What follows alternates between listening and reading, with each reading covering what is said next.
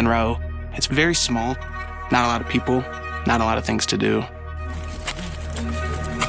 Boysville, we would go there every weekend and hang out. Just, running around, doing stuff with friends. I was just being a kid.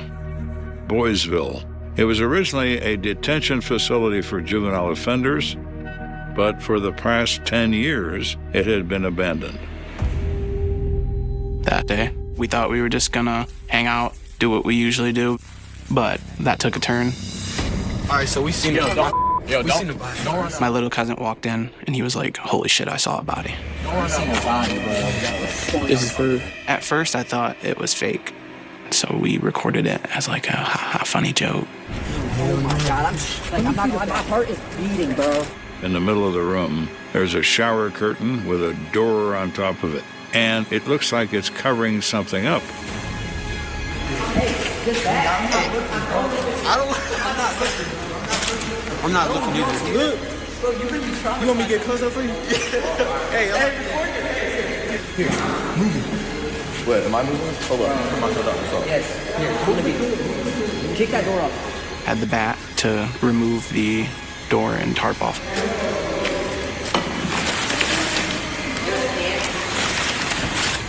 You can see it, plain as day. A body. The scariest moment of my life. This kid has never seen anything like this, and he will never be able to unsee it for the rest of his days. I wanted to join the Michigan State Police because every day is different. I am working on cases that are challenging and exciting and providing justice for victims. That night, got a call that a couple boys were exploring and they stumbled upon a dead body at the Boysville facilities. I was familiar with it from my years working as a trooper because sometimes we'd respond out there for trespassers. Boysville is in the middle of nowhere. It was woods all around it. If you weren't familiar with it, you would drive by and not even notice that it was there. Many questions revolve around these places. They all have a certain frightening aspect to them. If these walls could talk, what would they say? Entering the building, it's like very spooky. It could be a haunted house attraction. Even with the gun, I felt like, oh man, this isn't a good spot for me to be. When I walk in, the first thing I consider is preserving evidence properly. No electricity, there was no heat, broken glass on the ground, random pieces of trash. When an investigation begins, you never know what's important. You have to note everything there. It could become important later. As I walked into the gymnasium, I observed the decedent lying on her back. She'd been covered up with a shower curtain and bifold door.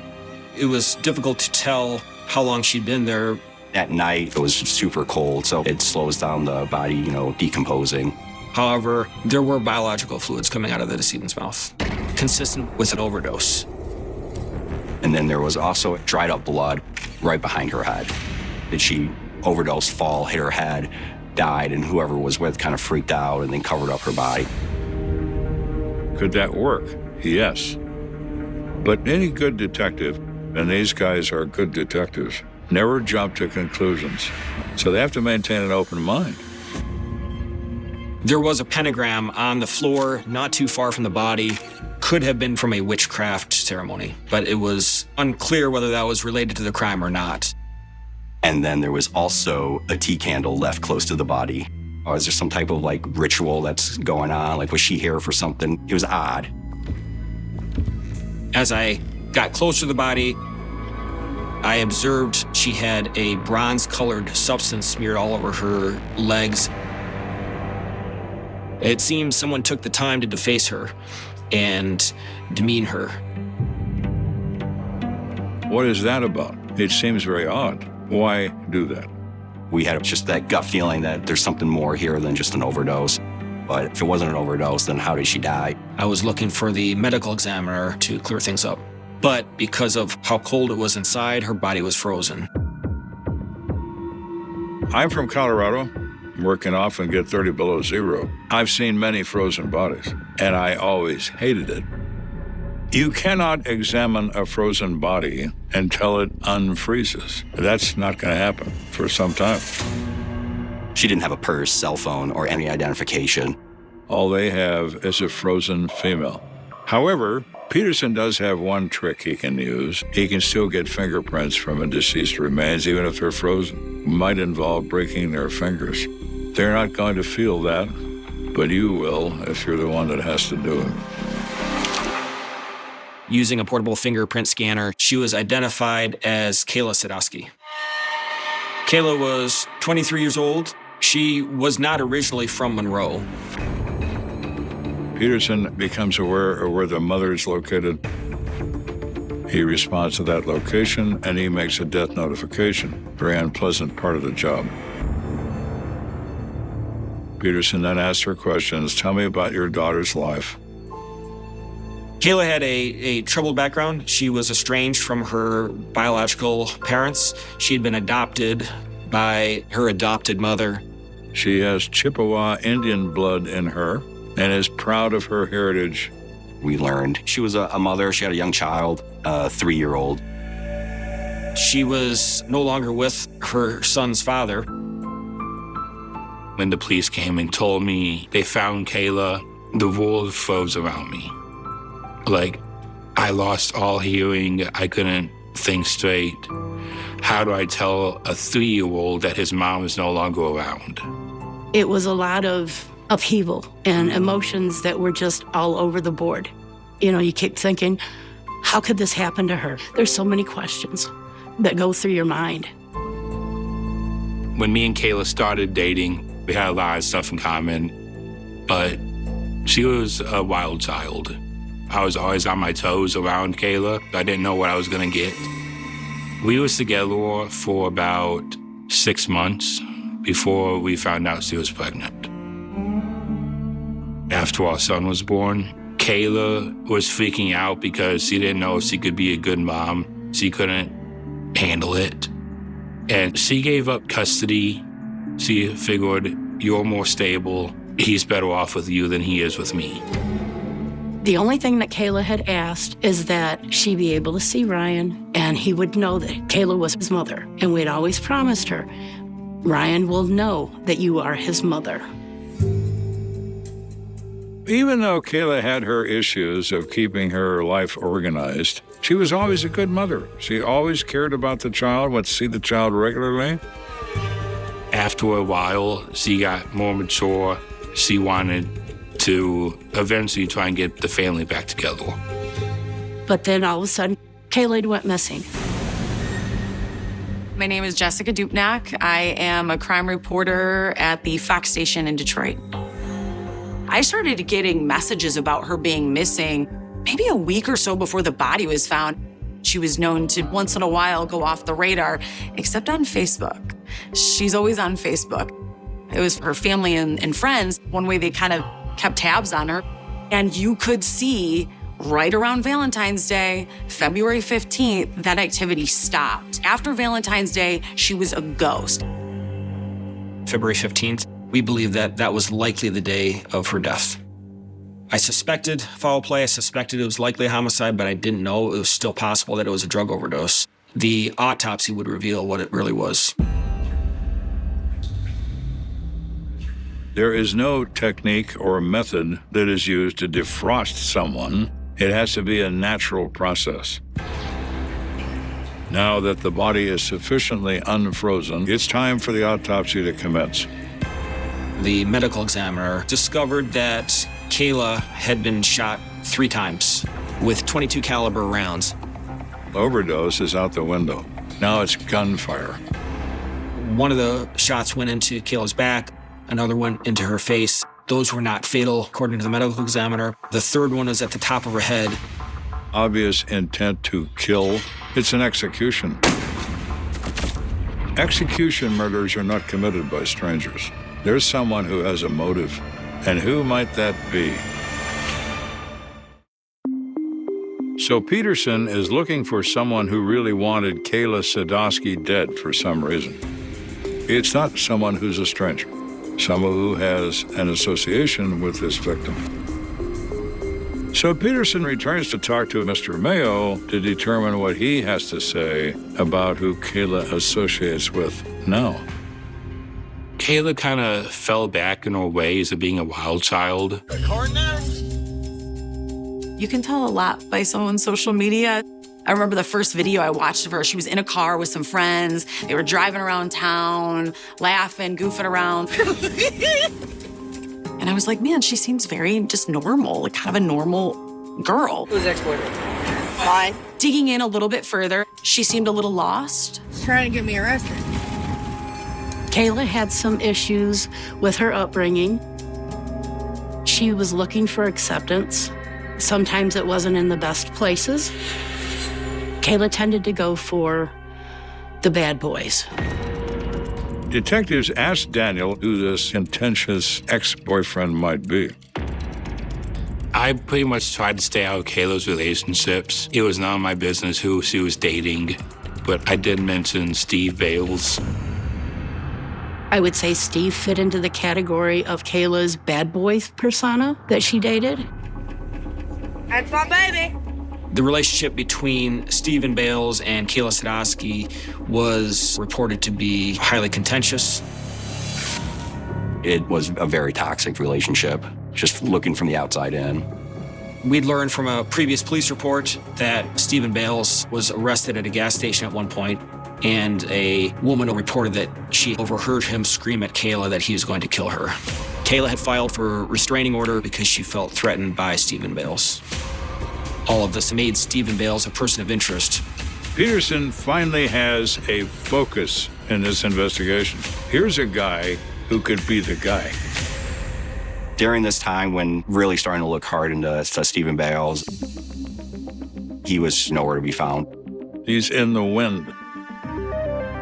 But word travels like wildfire in a small community. Tonight, Michigan State Police are trying to figure out who murdered a woman found in Old Boysville Juvenile Detention Center. This was huge news in Monroe County. This was a big deal. Kayla moved around a lot with friends, but it was an ex-boyfriend who had been causing problems. And now everyone knows the police want to find Stephen Bales. If you have any information, please contact detectives at the Monroe Post for the Michigan State Police.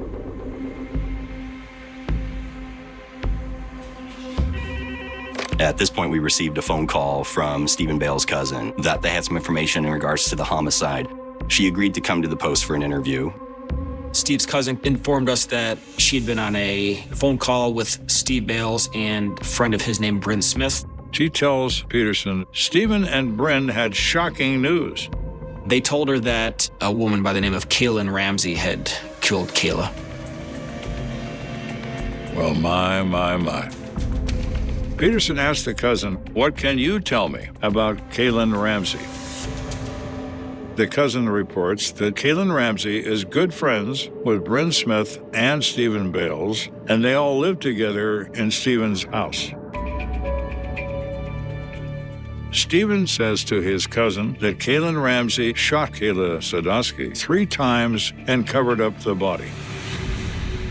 That was significant because none of the information she gave me was public, so only someone who knew about her homicide would know that. We're concerned about Stephen being a prime suspect. Now we have to add in another possibility, Kaylin Ramsey. And fortunately, they both live in the same place, so only one warrant is required. I ended up typing a search warrant for the apartment complex. But when we execute the search warrant, no one's there. Steve's apartment was just very messy and disorganized. There was a mattress or a couch in the living room. You could just tell it was just filled with too many people. We learned that there were several people living there. There were Steve, Bryn Smith, Kaylin Ramsey, Steve's wife, Narina Bales, and in addition to them, Sierra Bemis. An apartment that is normally packed full of people and no one's there, that just adds to our suspicion because there'd be no reason why they would leave unless they were trying to hide. With the search of Steve's apartment, we are hoping to find some sort of evidence tying Steve Bales and others to the crime. They do not find a .22 caliber handgun. They do not find .22 caliber ammunition. But what they do find is very interesting. We ended up finding some tea candles that were very similar to the ones that were on scene. It was a small piece to connect to the crime scene.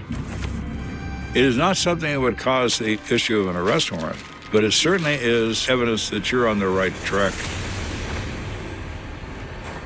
After they conclude their warrant, they return to their office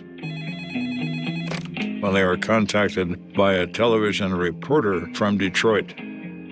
I called the police and I was like, look, here's the deal. I have this thing. I felt like I was sitting on maybe something that could crack this case wide open. And of course, Peterson and his cohorts are all ears.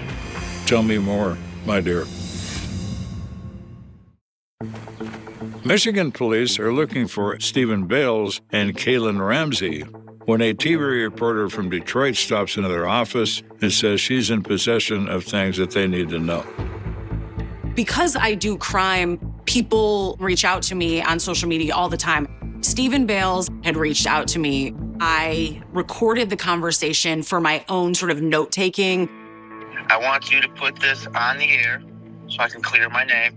I'm on my honeymoon. I am not on the run. I am not on the run. Stephen reports, I just got married on Valentine's Day, and we decided to make a fun thing of our honeymoon, and we are touring around the country with a few of our friends, including Bryn Smith.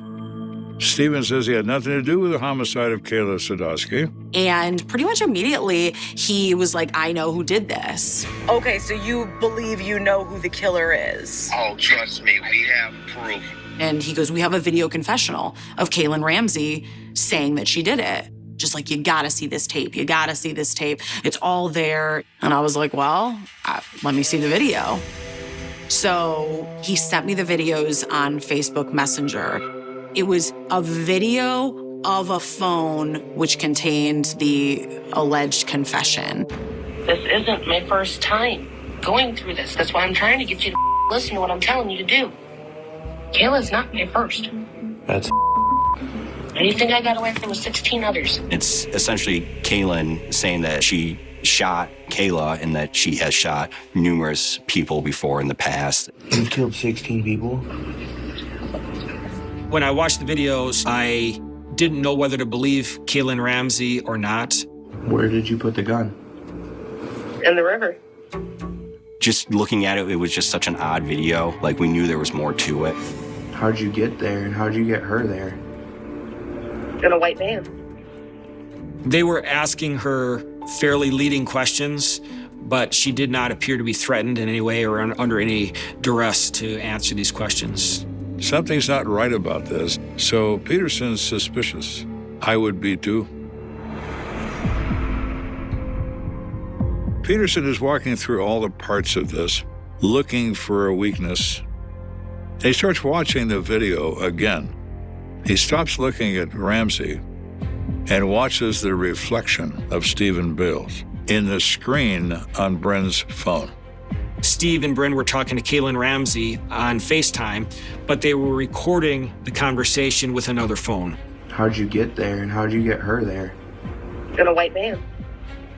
And suddenly, Peterson realizes what's been staring at him the entire time. In a white van. You see Steve in the reflection of this phone pump his fist. In a white van.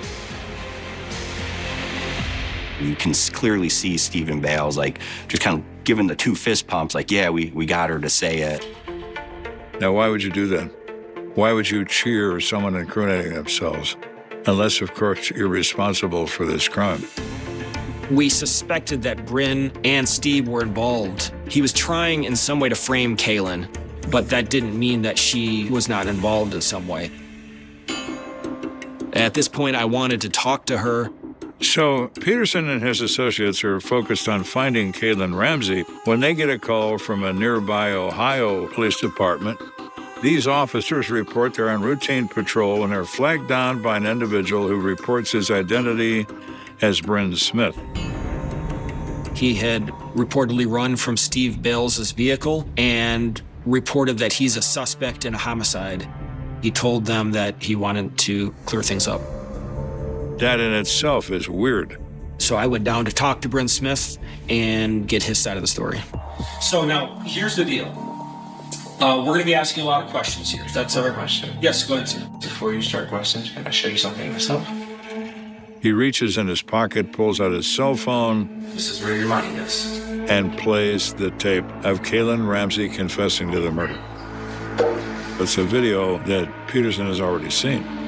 There's nothing edited out because I can tell you I was the one who was interviewing her. That's fine. So. But what was the, why were you talking to her in the first place? Because I was uncomfortable. Out of nowhere, she's always shaky, she's constant pacing, won't sit down. She was not right. He gave a strange story that he wanted to find out what was wrong with her. So after they left for their honeymoon, he recorded her to find out what was going on, and then she confessed to the homicide. At that point, we had no idea why someone would want to kill Kayla. I asked him... I think she killed Kayla because at church one night, apparently Kayla threatened her. Bryn says, in his opinion, that Kaylin Ramsey and Kayla Sadowski had been arguing a lot in the recent past, and it kept escalating. And Kaylin Ramsey had reached her breaking point and decided to eliminate Kayla Sadowski. Okay, that's Bryn's explanation. Does that make sense? Maybe. Maybe not. And just out of curiosity, if they just got married, why are they bringing Bryn Smith along? Usually honeymoon is kind of an intimate time for... I thought the same thing. But I know what it is.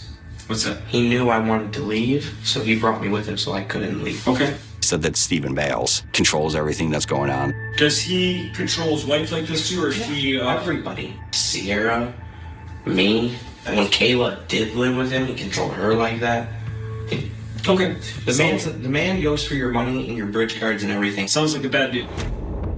Seemed like Stephen was taking advantage of people who had some type of government assistance, and he would basically take that from them and say, hey, you can stay with me, but I'm going to control all the money and everything that you get.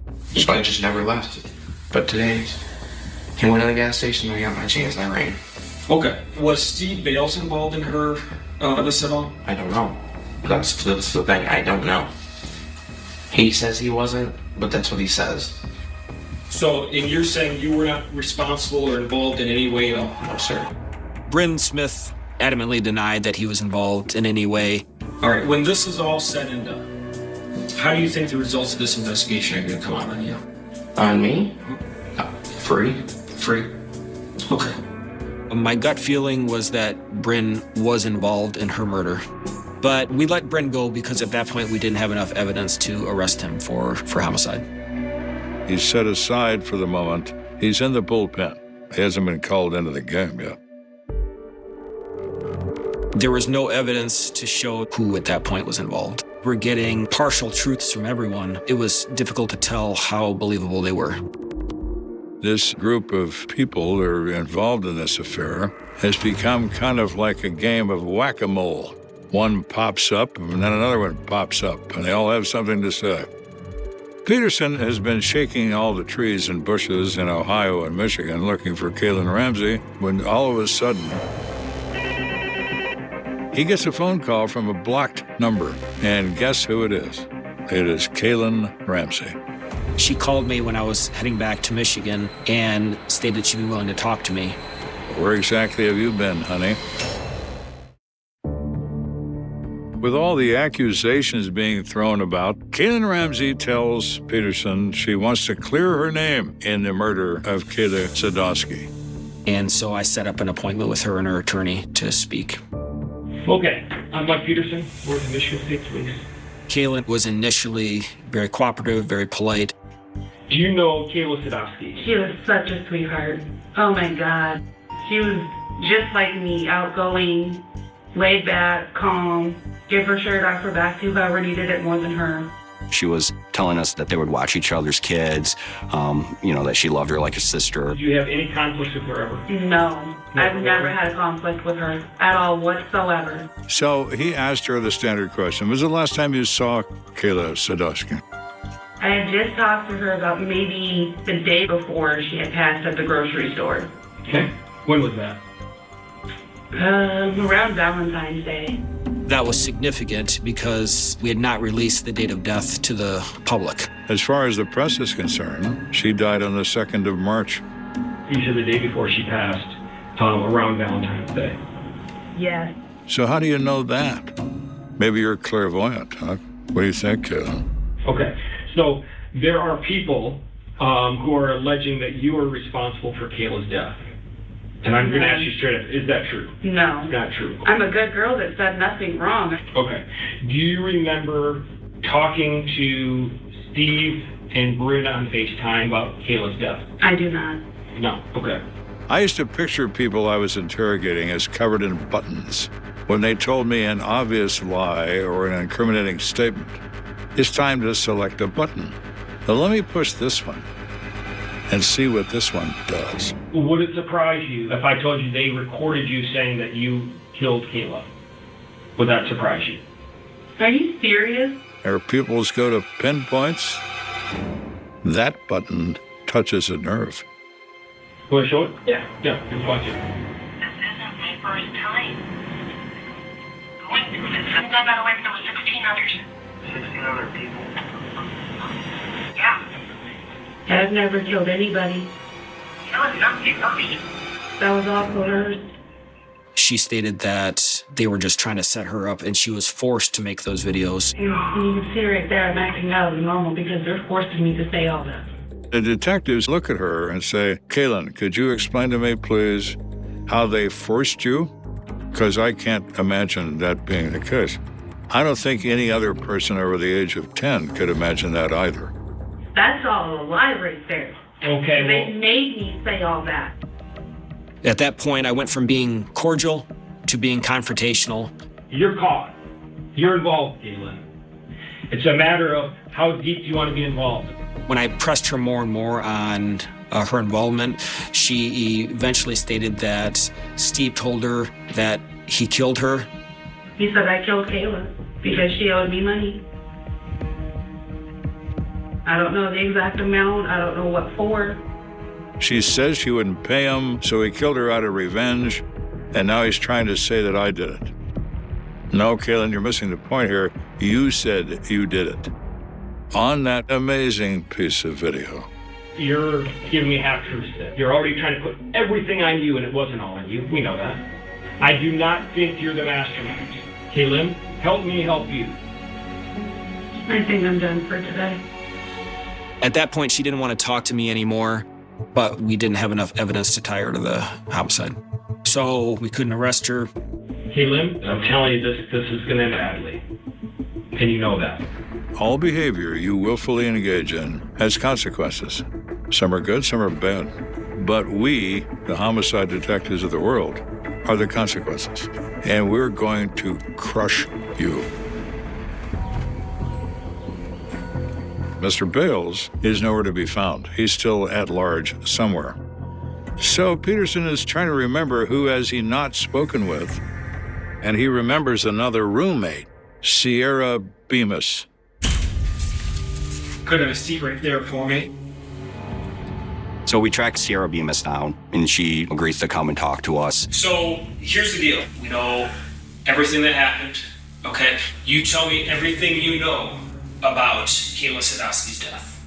Very quickly, she admits and kind of fills us in on like the details that we were missing. Were you there when they were plotting her death? Okay, and what were they saying? They were saying, oh, Kayla, you could take the gun and shoot her while I talk to her. And who said that? Steve. She tells us how, Steve is kind of the mastermind of what was going to happen. Why did you go with them to Boyceville? Because Steve was in the girl, because he was like controlling. Sierra reports it was his idea. He recruited all the roommates to participate in this offense. What specifically did Steve tell you to do? Just watch his back. Were you acting as a lookout of sorts, too, in case people were coming? Yes. Sierra says, I had nothing to do with the murder. I was just there as a lookout. So you consider that to be nothing to do with it. She doesn't understand how the law works. You're part of a criminal conspiracy, and you're playing your part. The next time she sees them, they're going to have an arrest warrant with her name on it. This was a huge piece of the puzzle that she gave us, but there's still a lot more work to do and more evidence to collect. We got a search warrant for everyone involved in this case, all their Facebook records. Facebook is used a lot as an investigative tool. It is common for people, who are engaged in illegal activity to use Facebook Messenger, just thinking that it's not going to be captured anywhere. Through Facebook Messenger, we had evidence that Bryn had pretended to be interested in dating Kayla. Bryn's telling her that he loves her and that he wants to hang out with her. He's then communicating with Stephen Bales on Facebook, basically telling him, I've got Kayla, she fell right into my trap. She's fallen into my trap. Oh, my. This is a murder plan conceived by the Three Stooges. And then Bryn Smith planned a date with Kayla on the February 15th to explore Boysville, an abandoned building. Bryn can see him communicating with Stephen Bales, basically telling him, hey, I arrived at Boysville. The message saying, I can't find the gym, that was a huge piece of evidence. We knew the homicide took place in a gymnasium, and it was right around the time that we suspected she was killed. That alone confirms everything about the conspiracy and the fact that Stephen's being reported to as the boss. After we received the Facebook messages, we had enough evidence to obtain warrants for homicide for Steve Bales, Bryn Smith, Kaylin Ramsey, and Sierra Bemis.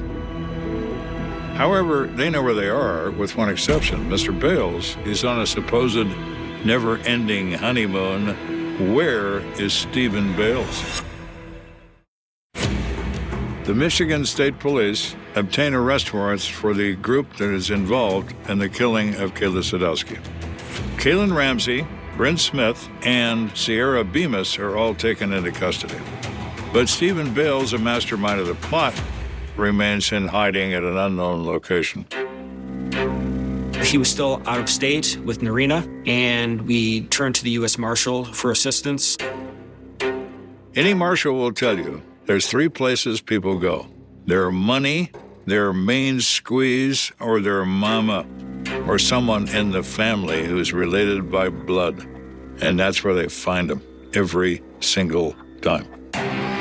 They track down Stephen Bales to a relative's home in North Carolina. Steve and his wife Narina barricaded themselves into a bedroom and refused to come out. There was an 8-hour standoff with him. Eventually, they deployed tear gas inside. He and Narina came out, and Steve was finally arrested. Following the arrest, Detective Sergeant Jordan Long and I went to North Carolina to speak with Steve. It's a nice moment to finally be face-to-face with someone who you've been looking for and chasing around for a very long time. The difference being now you have him by the nostrils. So do you want to talk to us? I'll answer some questions, whatever you guys got, the best as I know. If you're planning on lying, even a little one, let's end it now. I would rather you just walk out now. I want to say I did not kill that girl. Okay. Me and my wife were on a honeymoon. He was just very calm. I think he thought that he was going to get away with something. Peterson starts to probe him. When was the last time you saw Kayla? Kayla, the last time I saw her was when alive.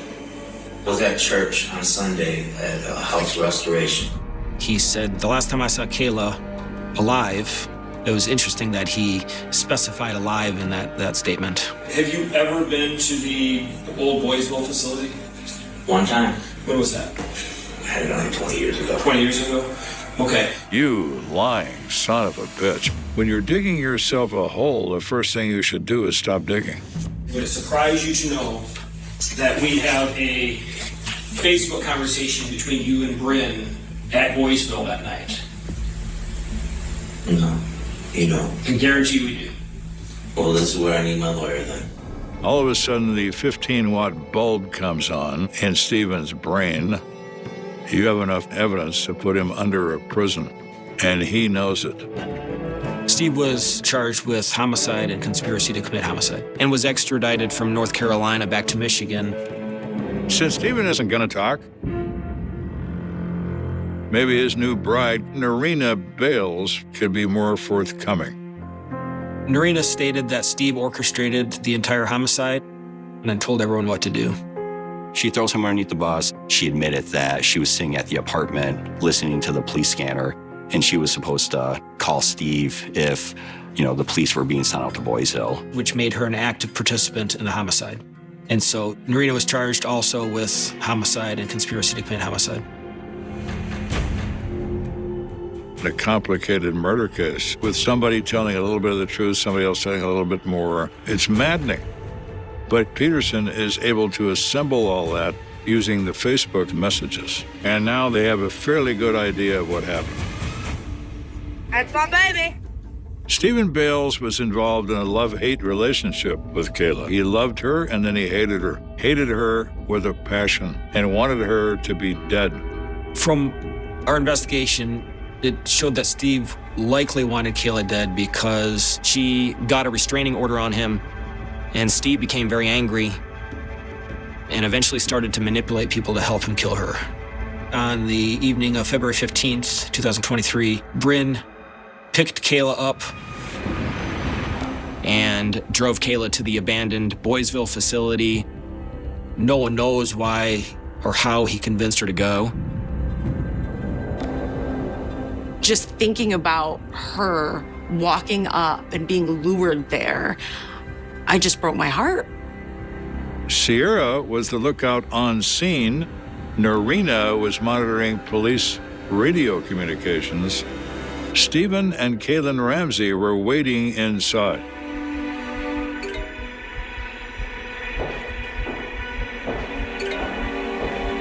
And they lured and directed Bryn as to what room they were in.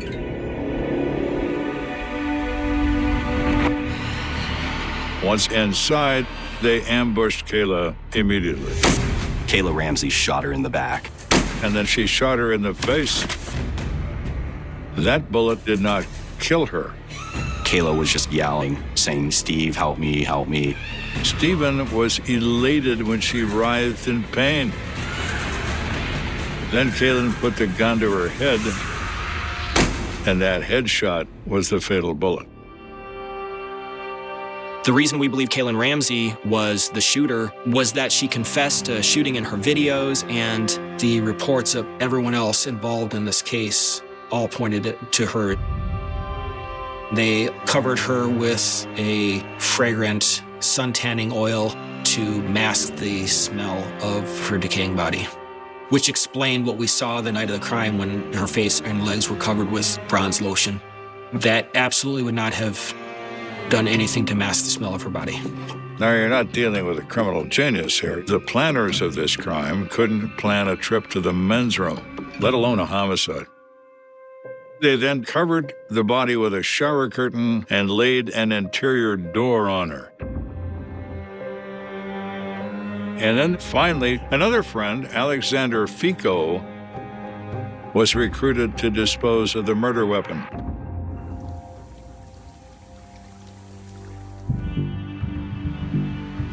There are 6 people charged in this murder with various crimes.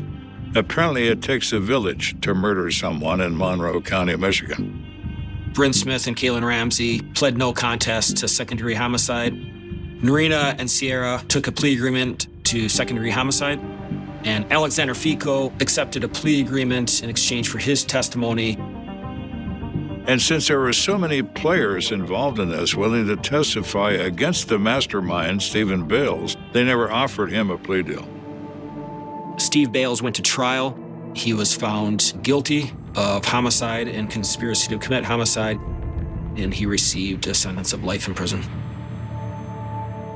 He deserves life, but they should all be in prison for life, just like him.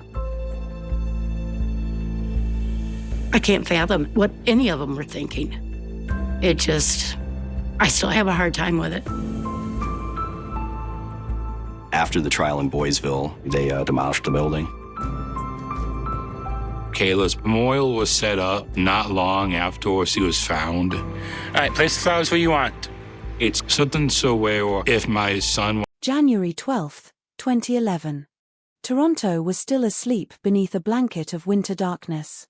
The city had spent days fighting snow. Sidewalks were buried under dirty white piles. Cars moved carefully through narrow lanes carved between frozen banks. Streetlights cast pale orange circles across roads glazed with ice. The air was sharp enough to sting exposed skin. It was the kind of cold that seemed to silence everything. At that hour, most people were inside their homes.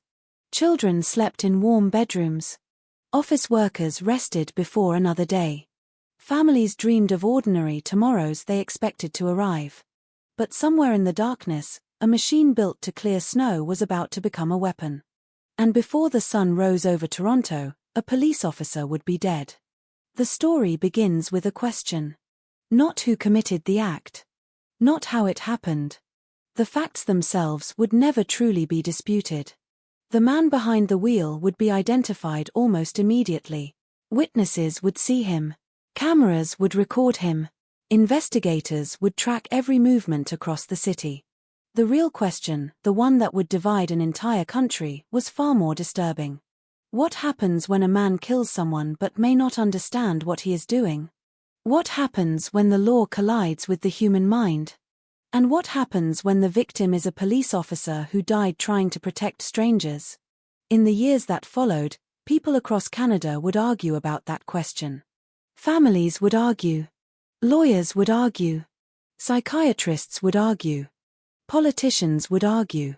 Even ordinary citizens who had never set foot inside a courtroom would find themselves choosing sides. Some believed justice had failed. Others believed justice had worked exactly as intended. But before courtrooms, before psychiatric evaluations, before legal debates and newspaper headlines, there was a freezing winter night, a stolen snowplow, and a man whose mind appeared to be unraveling in ways few people around him fully understood. The city clock crept toward dawn. Traffic was light. The streets belonged mostly to delivery drivers, sanitation workers, taxi operators, and police patrols. Everything looked ordinary. Yet beneath that appearance of normalcy, a chain of events had already begun. A chain that could no longer be stopped. Imagine standing at an intersection in Toronto during those early morning hours. The wind cuts through your coat. Snow crunches beneath your boots. The traffic lights change from red to green even though almost nobody is there to see them. The city feels endless. Quiet. Cold. Safe. Then, in the distance, something appears. At first it looks harmless. A large municipal vehicle moving through the darkness.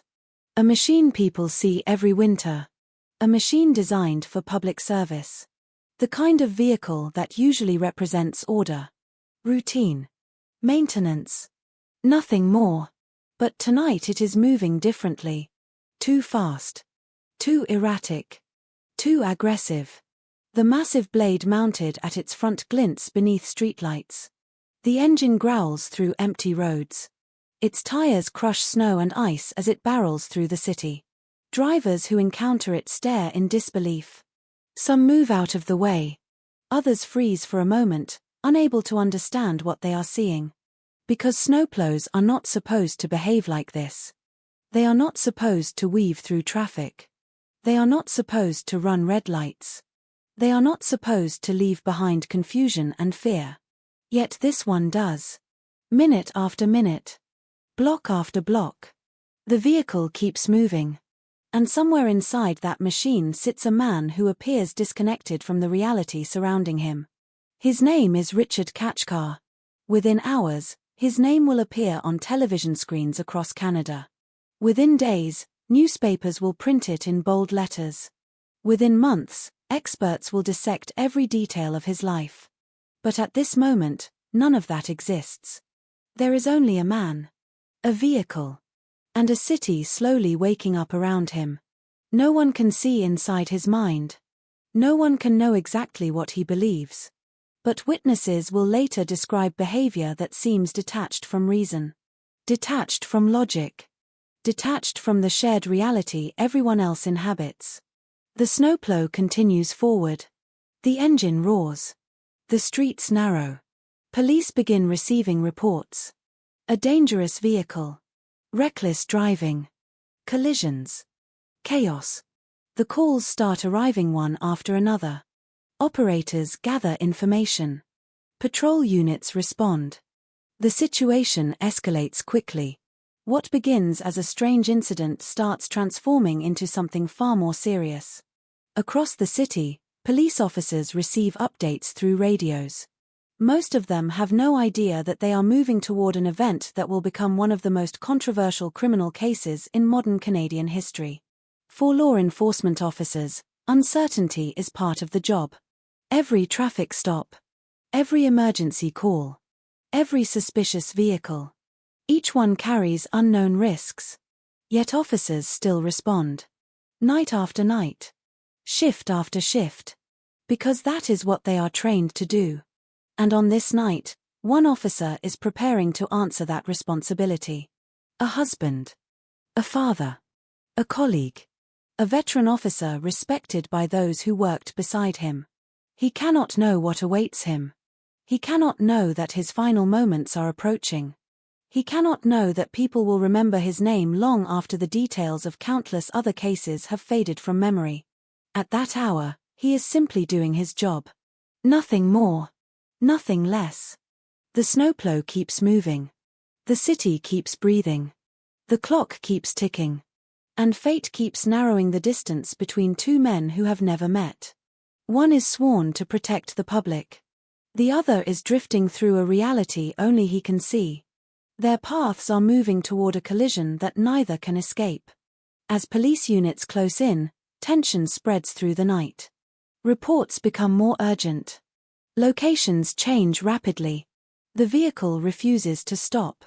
Each minute creates new dangers. Each intersection presents new opportunities for disaster. Officers attempt to predict where the snowplow will go next. But predicting irrational behavior is nearly impossible. The vehicle moves like a force of nature. Unpredictable. Heavy. Dangerous. And still it continues. Imagine watching all of this unfold without knowing the ending. Imagine hearing reports over a police radio. A stolen vehicle. Reckless driving. Potential injuries. Escalating risk. Nothing about those words suggests history is being written. Nothing suggests a tragedy that will force a nation to confront difficult questions about crime, punishment, mental illness, and accountability. Yet history often arrives quietly. Not with warning signs. Not with dramatic announcements. But through ordinary moments that suddenly become extraordinary. A single decision. A single encounter. A single second. The events of this night will eventually be examined frame by frame. Investigators will reconstruct movements. Experts will analyze behavior. Lawyers will challenge conclusions. Psychiatrists will offer competing interpretations. Jurors will listen carefully. Families will wait for answers. And the public will struggle to understand how a case that appears so straightforward can become so deeply complicated. Because on the surface, the facts seem simple. A man steals a snowplow. A police officer confronts him. The officer dies. But beneath those facts lies a labyrinth. Questions with no easy answers. Questions that reach beyond criminal law and into the mysteries of the human brain itself. Can a person commit a terrible act without understanding it? Can someone be dangerous and mentally ill at the same time? Where should society draw the line between compassion and accountability? And if justice is not revenge, then what exactly is justice supposed to look like? Those questions begin here. On frozen streets. Under winter skies. In the darkness before sunrise. A snowplow tears through Toronto. Police vehicles close in. A confrontation approaches. And somewhere, unseen by everyone involved, the future is already taking shape. A courtroom waits. A grieving family waits. A divided public waits. But first comes the moment that changes everything. The moment that transforms an ordinary winter shift into a tragedy. The moment that turns a police officer into a fallen hero. The moment that will leave a city asking questions for years to come. And as the snowplow continues through the darkness, nobody yet understands that they are moving toward one of the most controversial criminal cases Canada has ever seen. Because before the headlines, before the verdict, before the outrage, there was only a cold Toronto night, a stolen machine, and two lives racing toward the same intersection. Toronto in January is a city of contrasts. By day, it is one of the busiest urban centers in North America. Glass towers reflect the pale winter sun. Streetcars rattle through downtown corridors. Thousands of people hurry to offices, schools, hospitals, and construction sites. The city feels alive, restless, constantly moving. But after midnight, especially during the depths of winter, Toronto becomes something else entirely. The crowds disappear. The sidewalks empty. The sounds of daily life fade beneath the endless hum of distant traffic and the whisper of cold wind moving between buildings. On January 12, 2011, that transformation was especially noticeable. The city had endured repeated snowfalls during the previous weeks. Mountains of dirty snow lined the roads. Parking lots had become frozen landscapes of ice and slush. Side streets narrowed as plows pushed snowbanks toward curbs. Drivers navigated cautiously through conditions that demanded constant attention. Winter was not merely a season in Toronto. It was a force. It shaped routines. It altered schedules. It tested patience. And on nights like this one, it created the perfect environment for isolation. The darkness seemed deeper. The silence felt heavier. The city appeared larger than it really was. Most residents spent those hours indoors. Behind apartment windows, televisions glowed softly. Families slept beneath thick blankets. Coffee makers waited to begin another morning routine. Across countless homes, life moved according to familiar rhythms. Nobody knew that before dawn, tragedy would strike. Nobody knew that one police officer's name would soon be known across Canada. Nobody knew that an obscure man struggling with severe mental illness would become the center of a national debate. Long before newspapers printed headlines, Richard Kachkar was simply another face among millions. To people who met him casually, there was nothing immediately remarkable about his appearance. He was not a criminal mastermind. He was not a gang member. He was not a career predator lurking in shadows. The man who would eventually stand at the center of one of Canada's most controversial criminal cases looked, in many ways, ordinary. Yet beneath that ordinary exterior, something far more complicated was unfolding. The human mind is a fragile thing. Most people move through life trusting their senses. They trust what they see. They trust what they hear. They trust that the world around them exists in a predictable and understandable form. But for some individuals suffering from severe psychosis, reality begins to fracture. The boundary between what is real and what is imagined slowly erodes. Thoughts become tangled. Fears become certainties.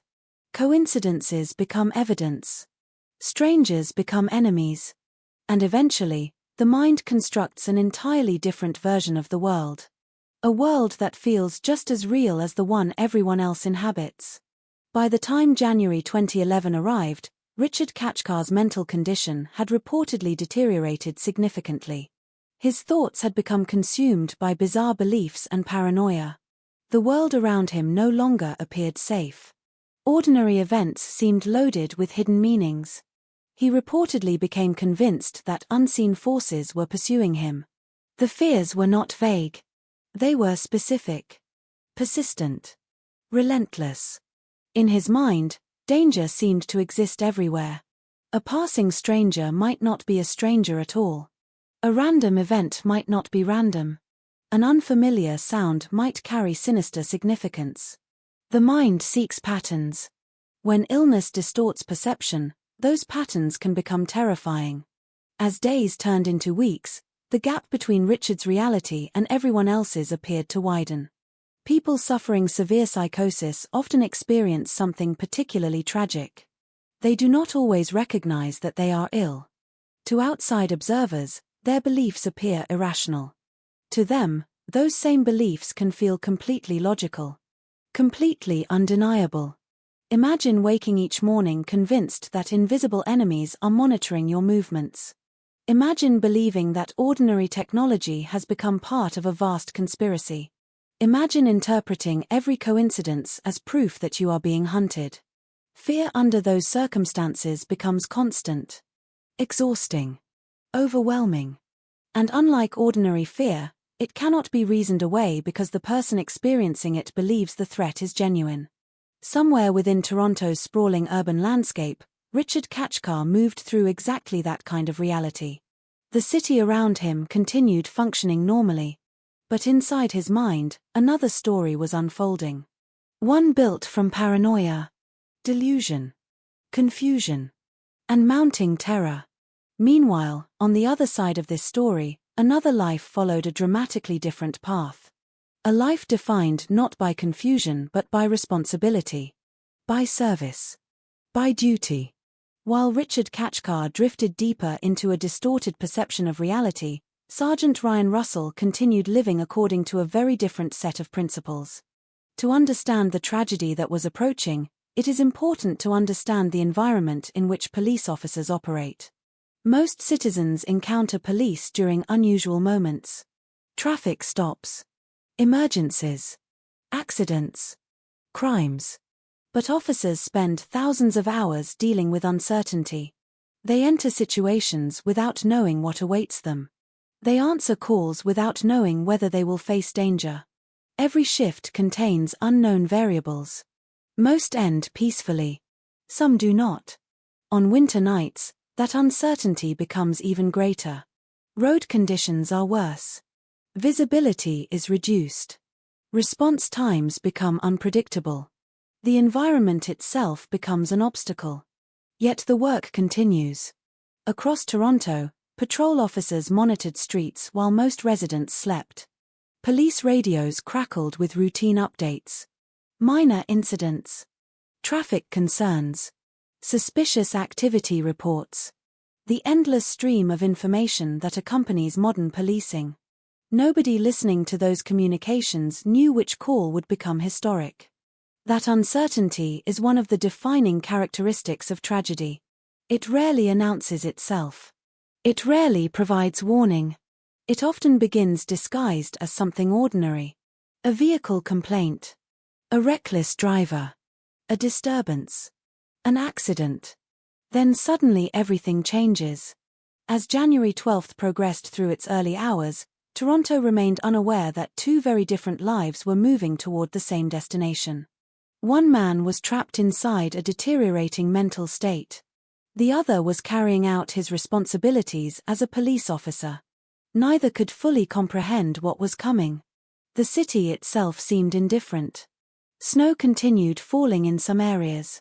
Wind swept through empty intersections. Traffic lights cycled through colors for streets that were nearly deserted. Downtown towers stood silently against the dark sky.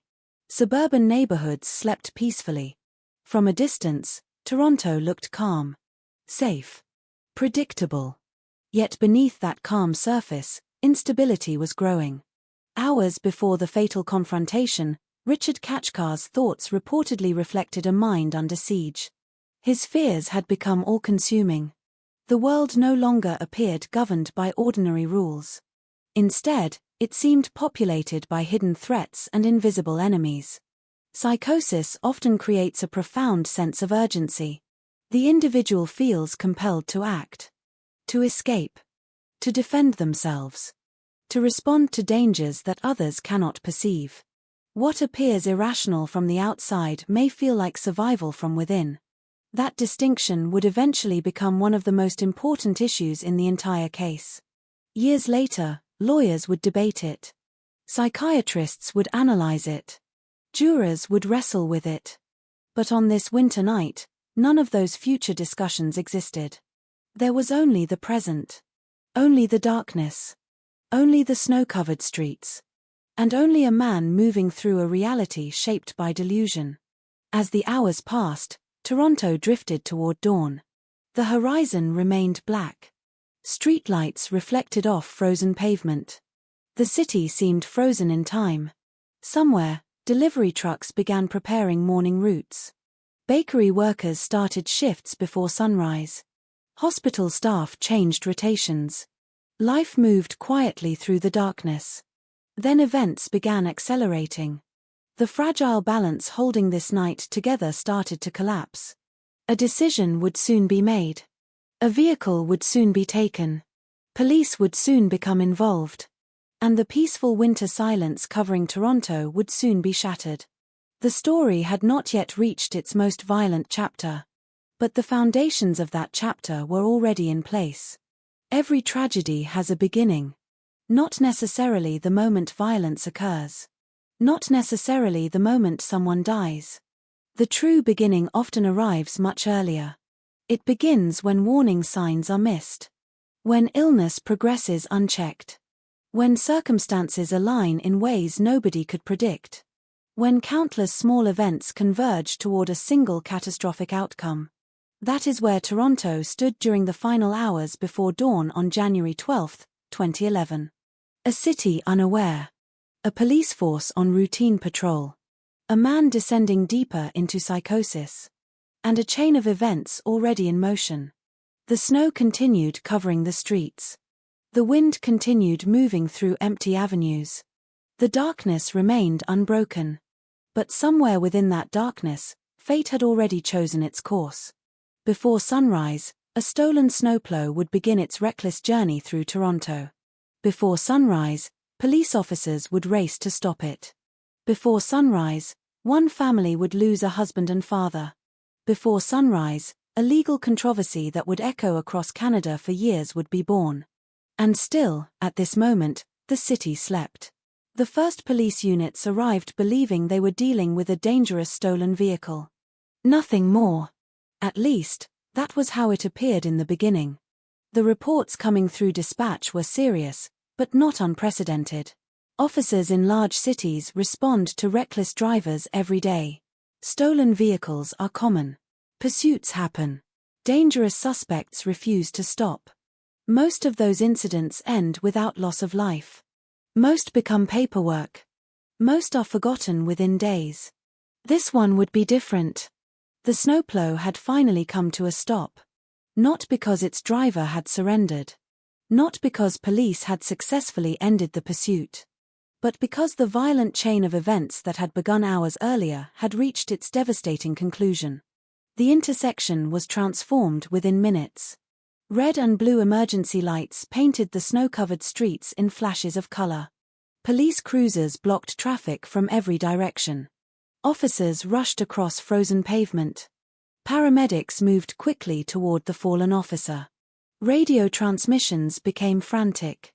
Urgent. Overlapping. The routine calm of a winter night vanished completely. People living nearby began looking through apartment windows. Curtains shifted. Lights flickered on. Residents stepped onto balconies despite the cold. Many could not understand what they were seeing. The scene below looked more like a disaster than a traffic incident. Emergency vehicles continued arriving. Additional officers established a perimeter. The area expanded block by block. Nobody wanted contamination. Nobody wanted evidence disturbed. At that moment, investigators still did not know exactly what had happened. They knew only one undeniable fact. A Toronto police officer lay critically injured. As paramedics fought to save Sergeant Ryan Russell, officers around them struggled to process what they were witnessing. Many had worked with him. Some knew him personally. Others knew his reputation. A respected officer. A dedicated colleague. A husband. A father. Now he was lying on the icy roadway after being struck by a massive municipal vehicle. The sight was almost impossible to comprehend. Snowplows were not supposed to become murder weapons. The image itself felt surreal. The machine sat nearby beneath flashing lights. Its enormous steel blade appeared strangely ordinary despite what had just occurred. It looked exactly as it had hours earlier when it had been clearing roads. Yet now it occupied the center of a crime scene. A silent witness to catastrophe. Nearby, Officers secured Richard Kachkar, the man whose actions had brought the city to this moment. Some expected resistance. Others expected anger. Instead, what many encountered appeared to be confusion, disorientation, detachment. His behavior raised immediate questions. Questions that would later dominate courtroom proceedings. Questions investigators could not yet answer. What had he been thinking? Did he understand what had happened? Did he understand where he was? Did he understand the consequences of his actions? The answers remained unclear. While medical personnel worked desperately nearby, detectives began their own process. The first stage of every major investigation is preservation. Preserve evidence. Preserve witness accounts. Preserve the scene before time destroys critical details. Snow complicates everything. Footprints disappear. Tire tracks become distorted. Weather alters evidence. Investigators understood that every minute mattered. The cold air cut through heavy jackets as forensic teams arrived. Photographs were taken from every angle. Measurements were recorded. Markers appeared across the roadway. Each position mattered. Each scrape on the pavement mattered. Each fragment of debris mattered. The intersection became a giant puzzle. A puzzle investigators would spend months assembling. As dawn approached, the city slowly awakened to news that something extraordinary had happened. Police radio chatter spread information internally. Journalists began receiving tips. Reporters started making calls. Producers were awakened by ringing phones.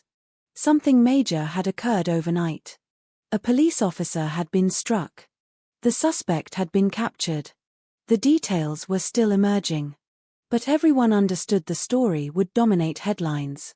Back at the scene, detectives moved methodically. Years of training took over. Emotion could not interfere. Not yet.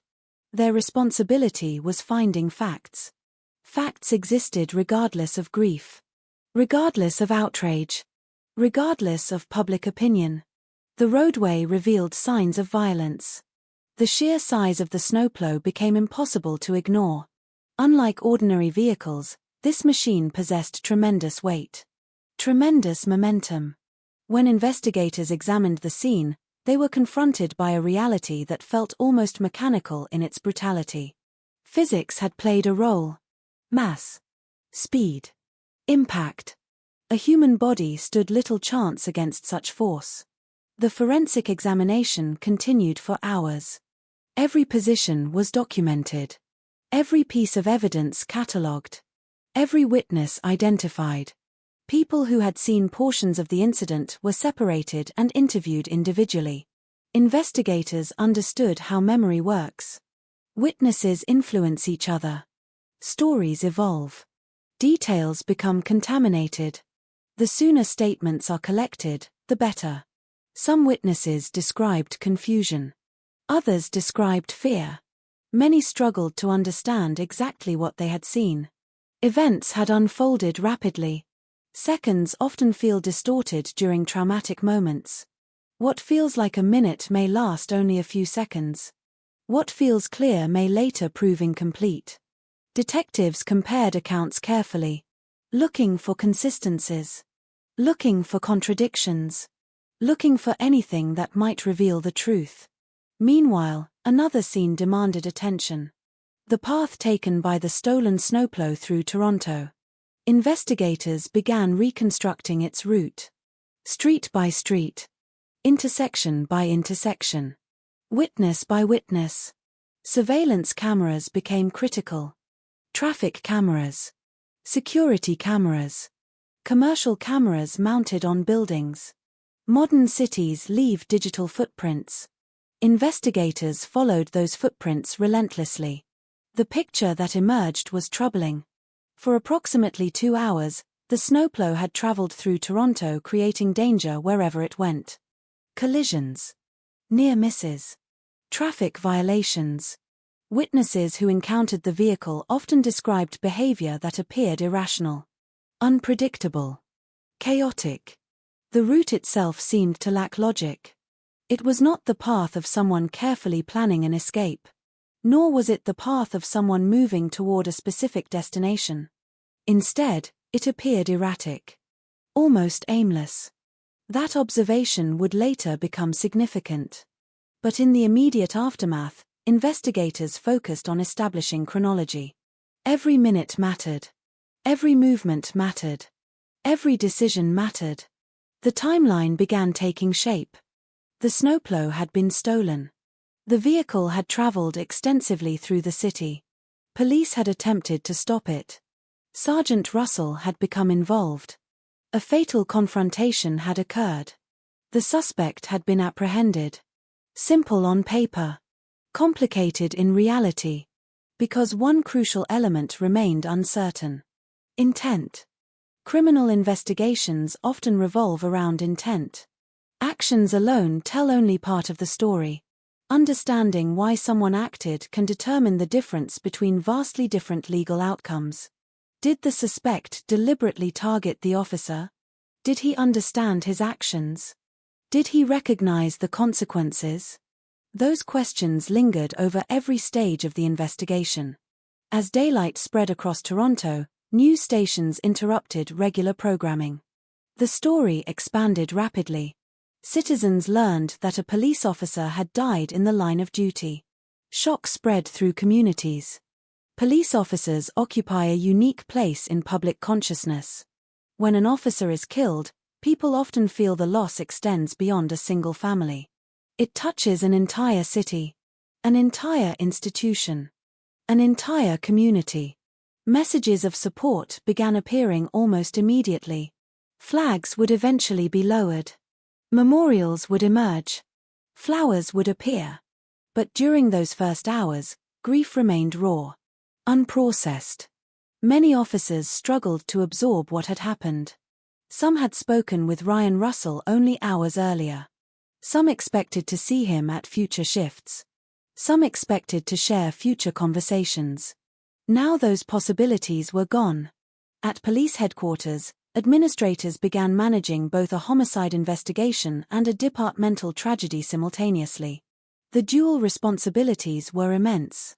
One team sought answers.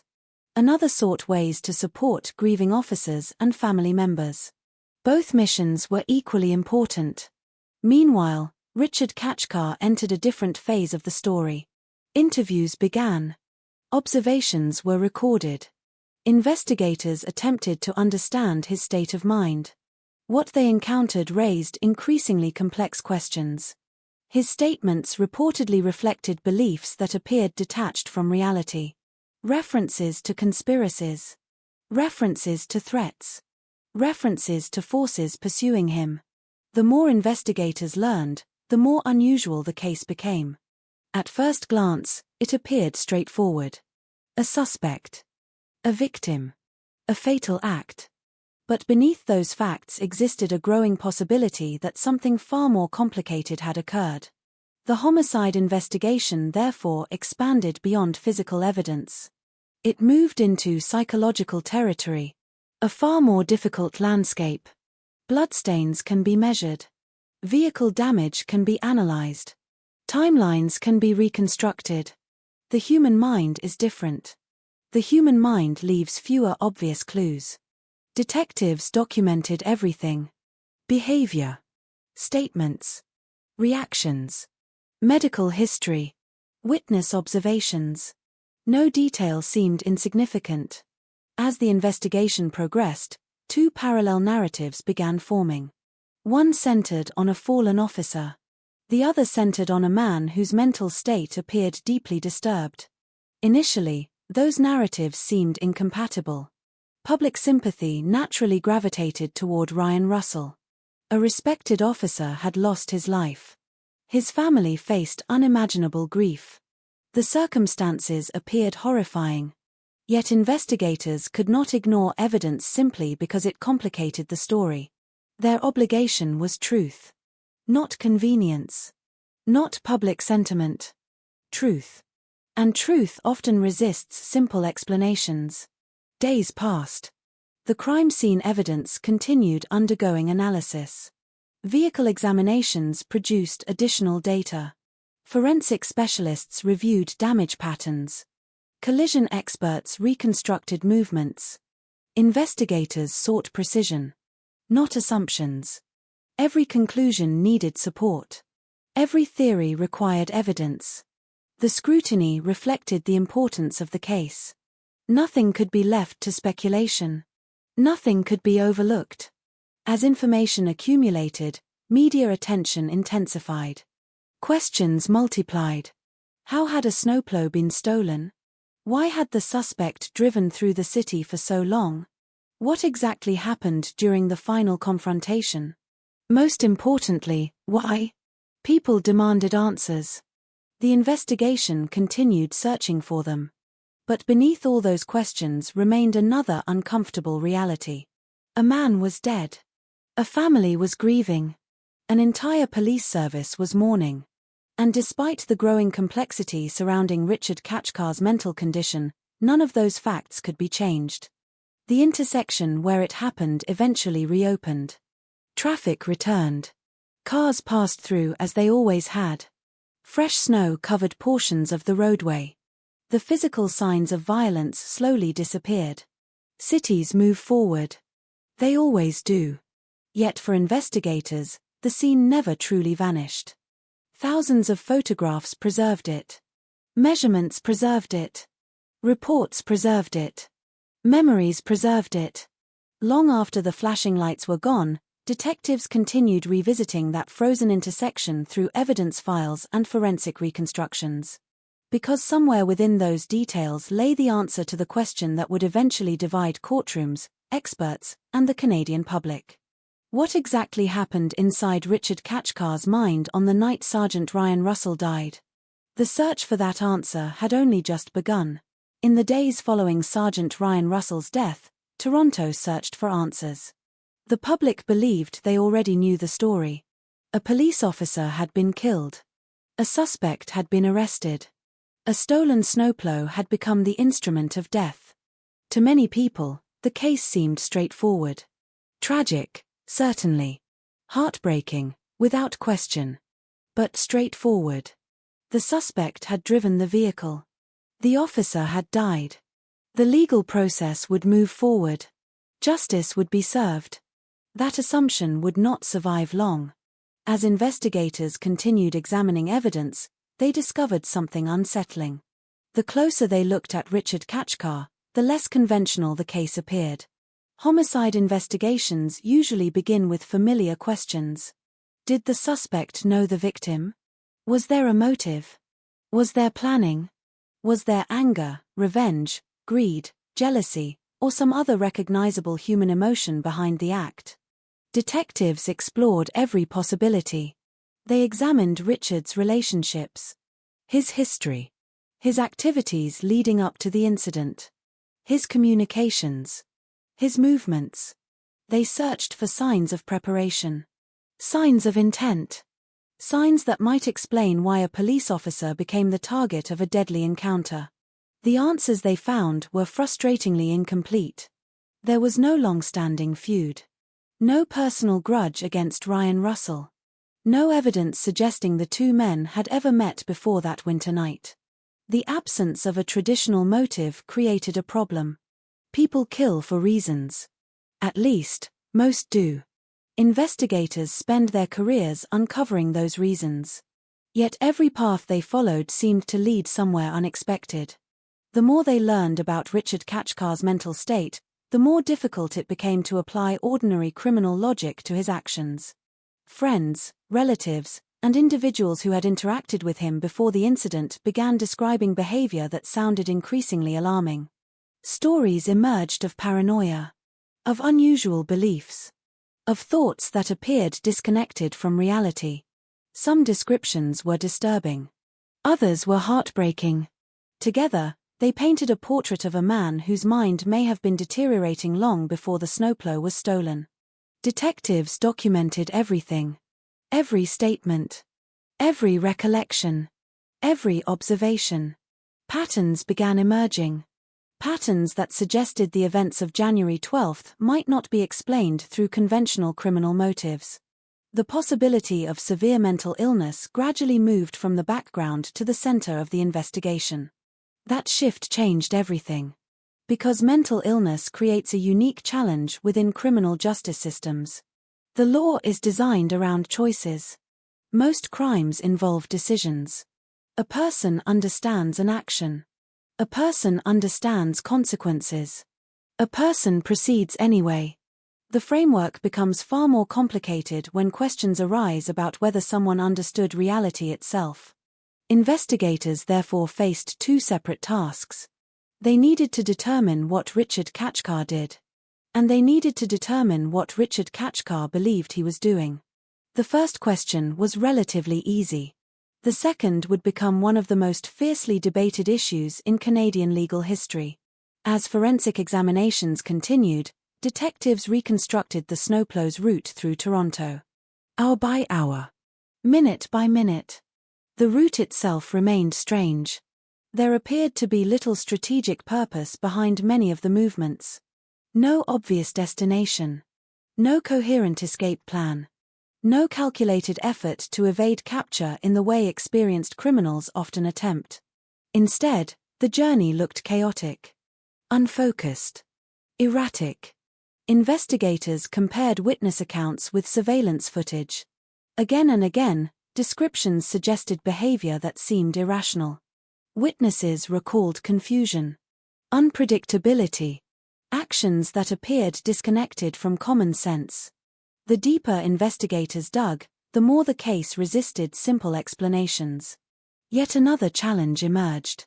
Public perception. The death of a police officer naturally generated intense emotions. Media coverage expanded rapidly. News broadcasts replayed details repeatedly. Newspapers devoted front pages to the tragedy. Commentators discussed the case across television and radio programs. Public sympathy overwhelmingly centered on Ryan Russell and his family. Understandably so. He was the victim. He had died serving his community. His loss resonated deeply. At the same time, the growing discussion surrounding Richard Kachkar's mental condition created discomfort. Many people struggled with the idea. The concept itself seemed difficult to accept. How could someone commit such a devastating act and potentially avoid traditional criminal punishment? The question lingered in conversations throughout Toronto. And investigators were not immune to those pressures. Their responsibility remained unchanged. Follow evidence. Ignore assumptions. Reach conclusions supported by facts. Even when those facts challenged public expectations. As the investigation progressed, medical records became increasingly important. Mental health history suddenly carried enormous significance. Experts began reviewing available information. Past episodes. Behavioral patterns. Previous symptoms. Anything that might provide insight into Richard's psychological condition. What emerged was a troubling picture. Evidence suggested that his unusual beliefs were not recent inventions. They appeared connected to a broader pattern of psychiatric disturbance. Delusions reportedly played a major role. Delusions are not ordinary misunderstandings. They are not mistakes. They are fixed beliefs that remain resistant to evidence and logic. To outside observers, they may seem absurd. To the individual experiencing them, they often feel unquestionably real. That distinction became critical. Because if Richard Kachkar genuinely believed he was acting within a different reality, then understanding his behavior required understanding that reality. Investigators found themselves entering territory far removed from traditional homicide work. Instead of focusing solely on physical evidence, they now had to explore perception itself. Fear itself. Belief itself. What had Richard seen that night? What had he thought was happening? What threats did he believe surrounded him? The answers remained elusive. Yet signs continued pointing toward severe psychiatric disturbance. Meanwhile, prosecutors began preparing for court. The seriousness of the case demanded an aggressive legal response. A police officer had been killed. The evidence clearly established who was responsible for the fatal collision. The challenge lay elsewhere. Not in proving identity. Not in proving involvement. But in proving criminal responsibility. Those are very different things. As legal teams assembled, two competing narratives slowly took shape. The prosecution's narrative emphasized actions. Richard stole a snowplow. Richard drove dangerously. Richard ignored police efforts to stop him. Richard drove into Sergeant Russell. These facts were undeniable. They formed the backbone of the criminal case. The defense, however, focused on something less visible. The condition of Richard's mind. His perception of reality. His ability to understand the nature and consequences of his actions. The conflict between these narratives would eventually dominate the courtroom. But during the investigative phase, uncertainty still prevailed. Detectives continued searching for additional evidence. Every interview mattered. Every report mattered. Every observation mattered. One particularly troubling question persisted. Why had the snowplow been taken in the first place? The answer should have been simple. Yet it wasn't. Traditional motives remained absent. No financial gain. No personal revenge.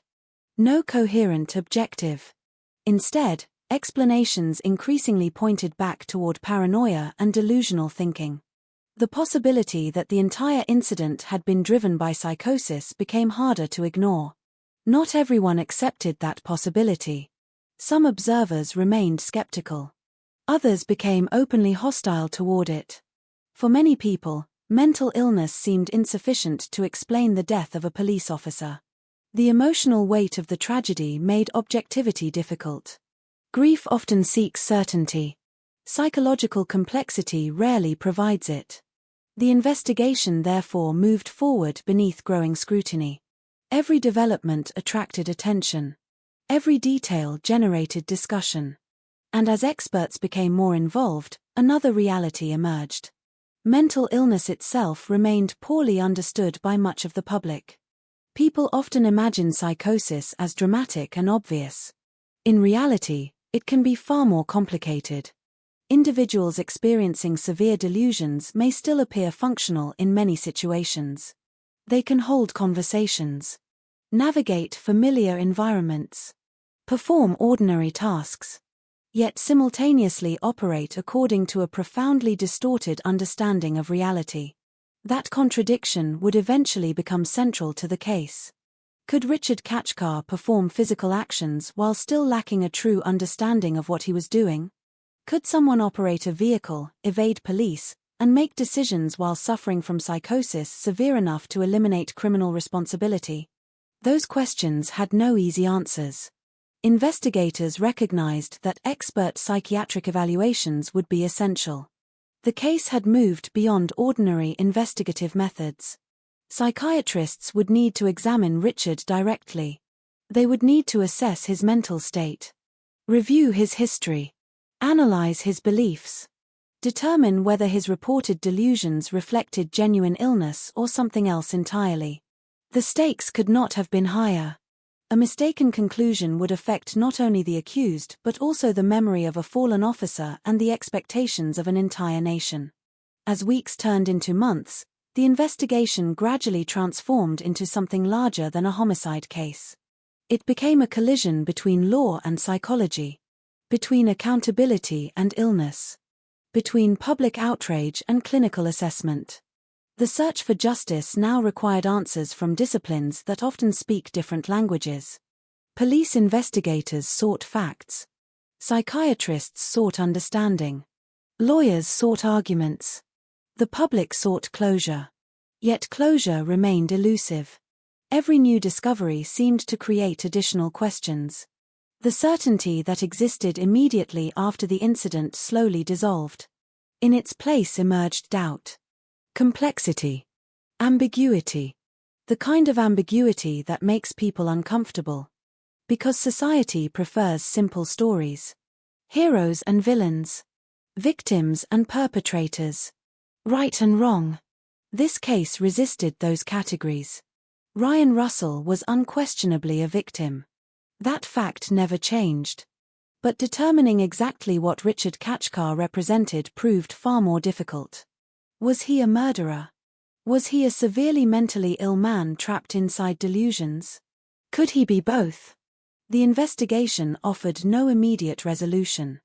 Instead, it continued uncovering layers, each one revealing a deeper level of complexity.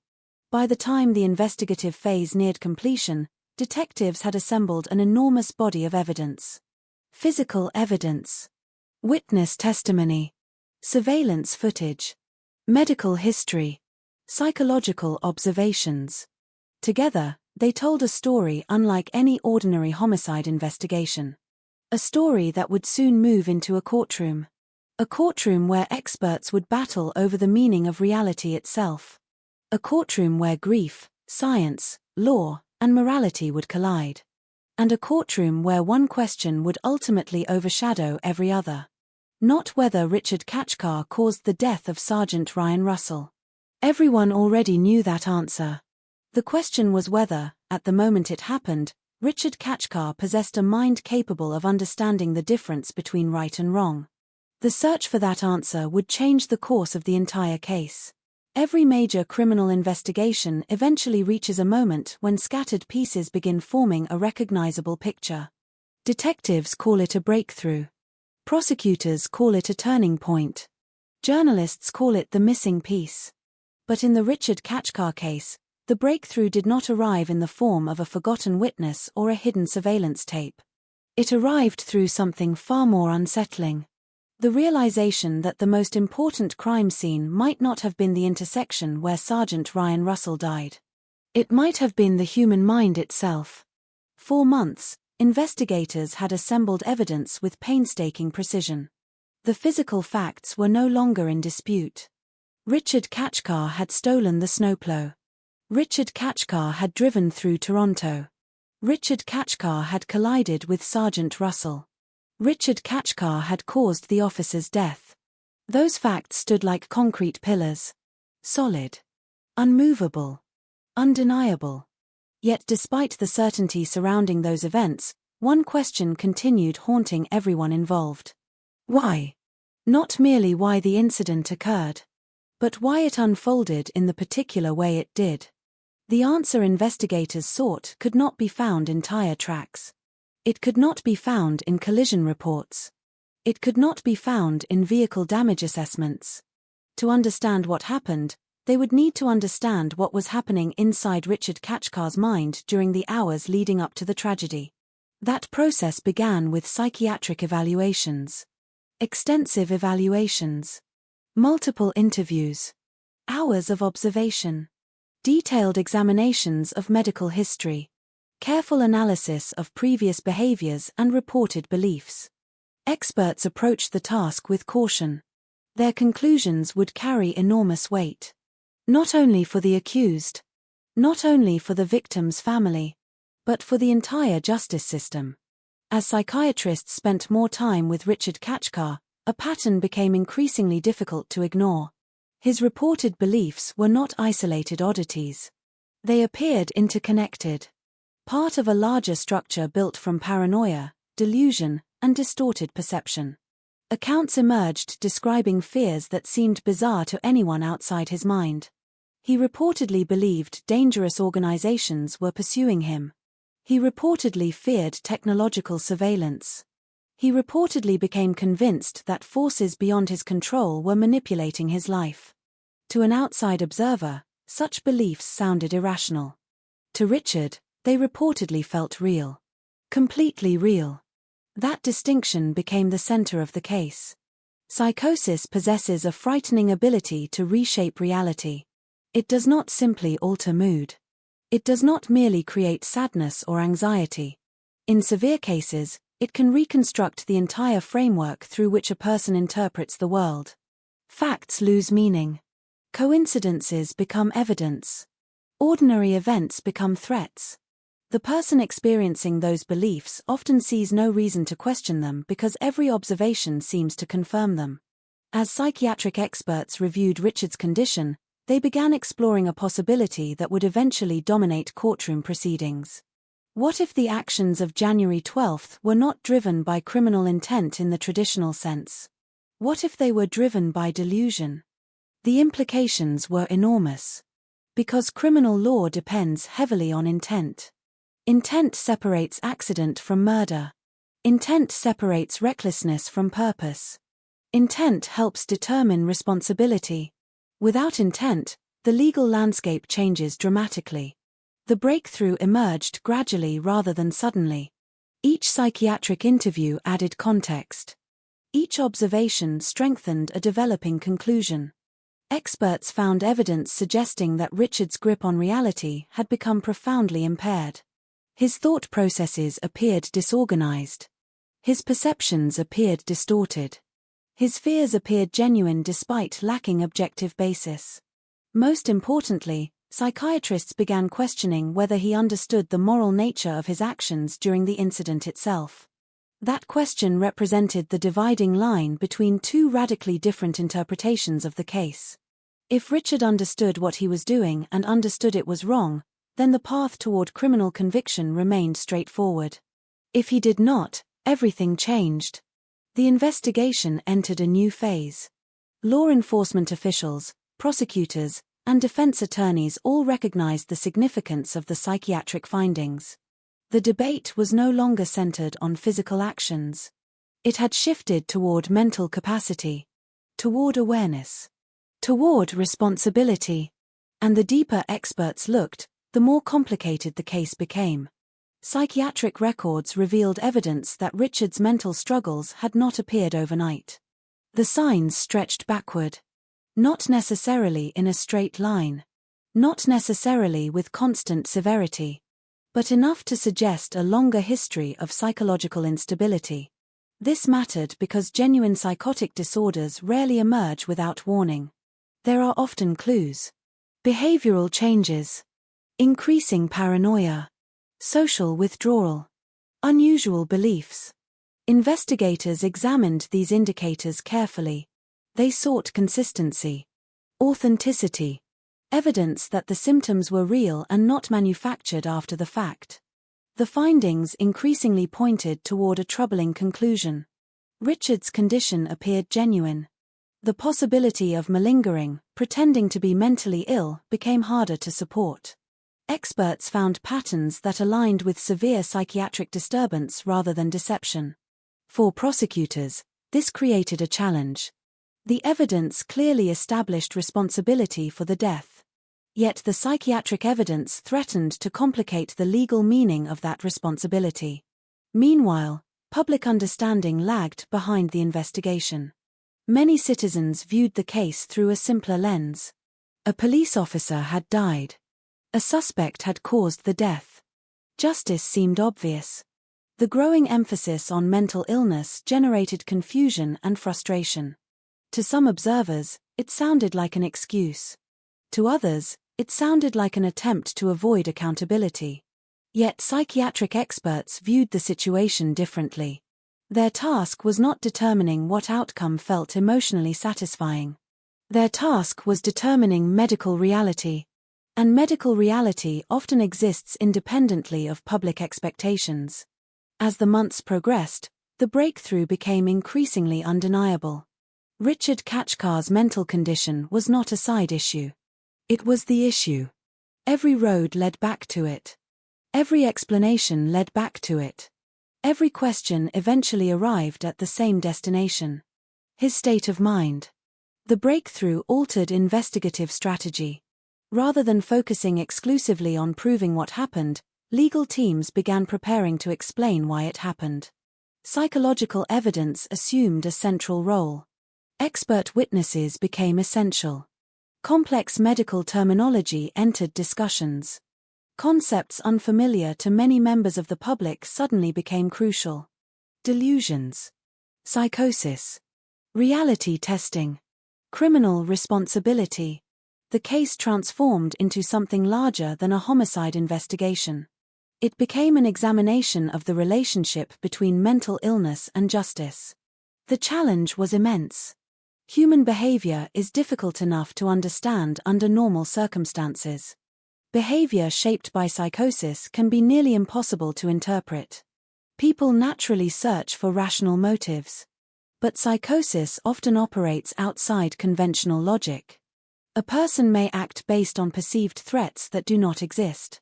Respond to voices nobody else hears. Defend themselves against dangers visible only to them. Those actions can appear purposeful while still emerging from a profoundly distorted understanding of reality. This paradox became central to Richard Kachkar's case. Because some aspects of his behavior suggested functionality. He drove a vehicle. He navigated streets. He reacted to circumstances. Yet psychiatrists argued that functionality alone did not prove understanding. A person can perform complex actions while operating within a delusional framework. That distinction would later become one of the most fiercely contested points at trial. The breakthrough, therefore, did not simplify the case. It complicated it.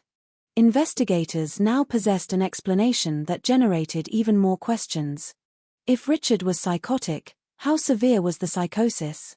If he was delusional, what exactly did he believe? If he believed those things, how did they influence his actions? Each answer produced new uncertainty. Yet despite those uncertainties, a broad picture emerged. The random route of the snowplow. The bizarre behavior.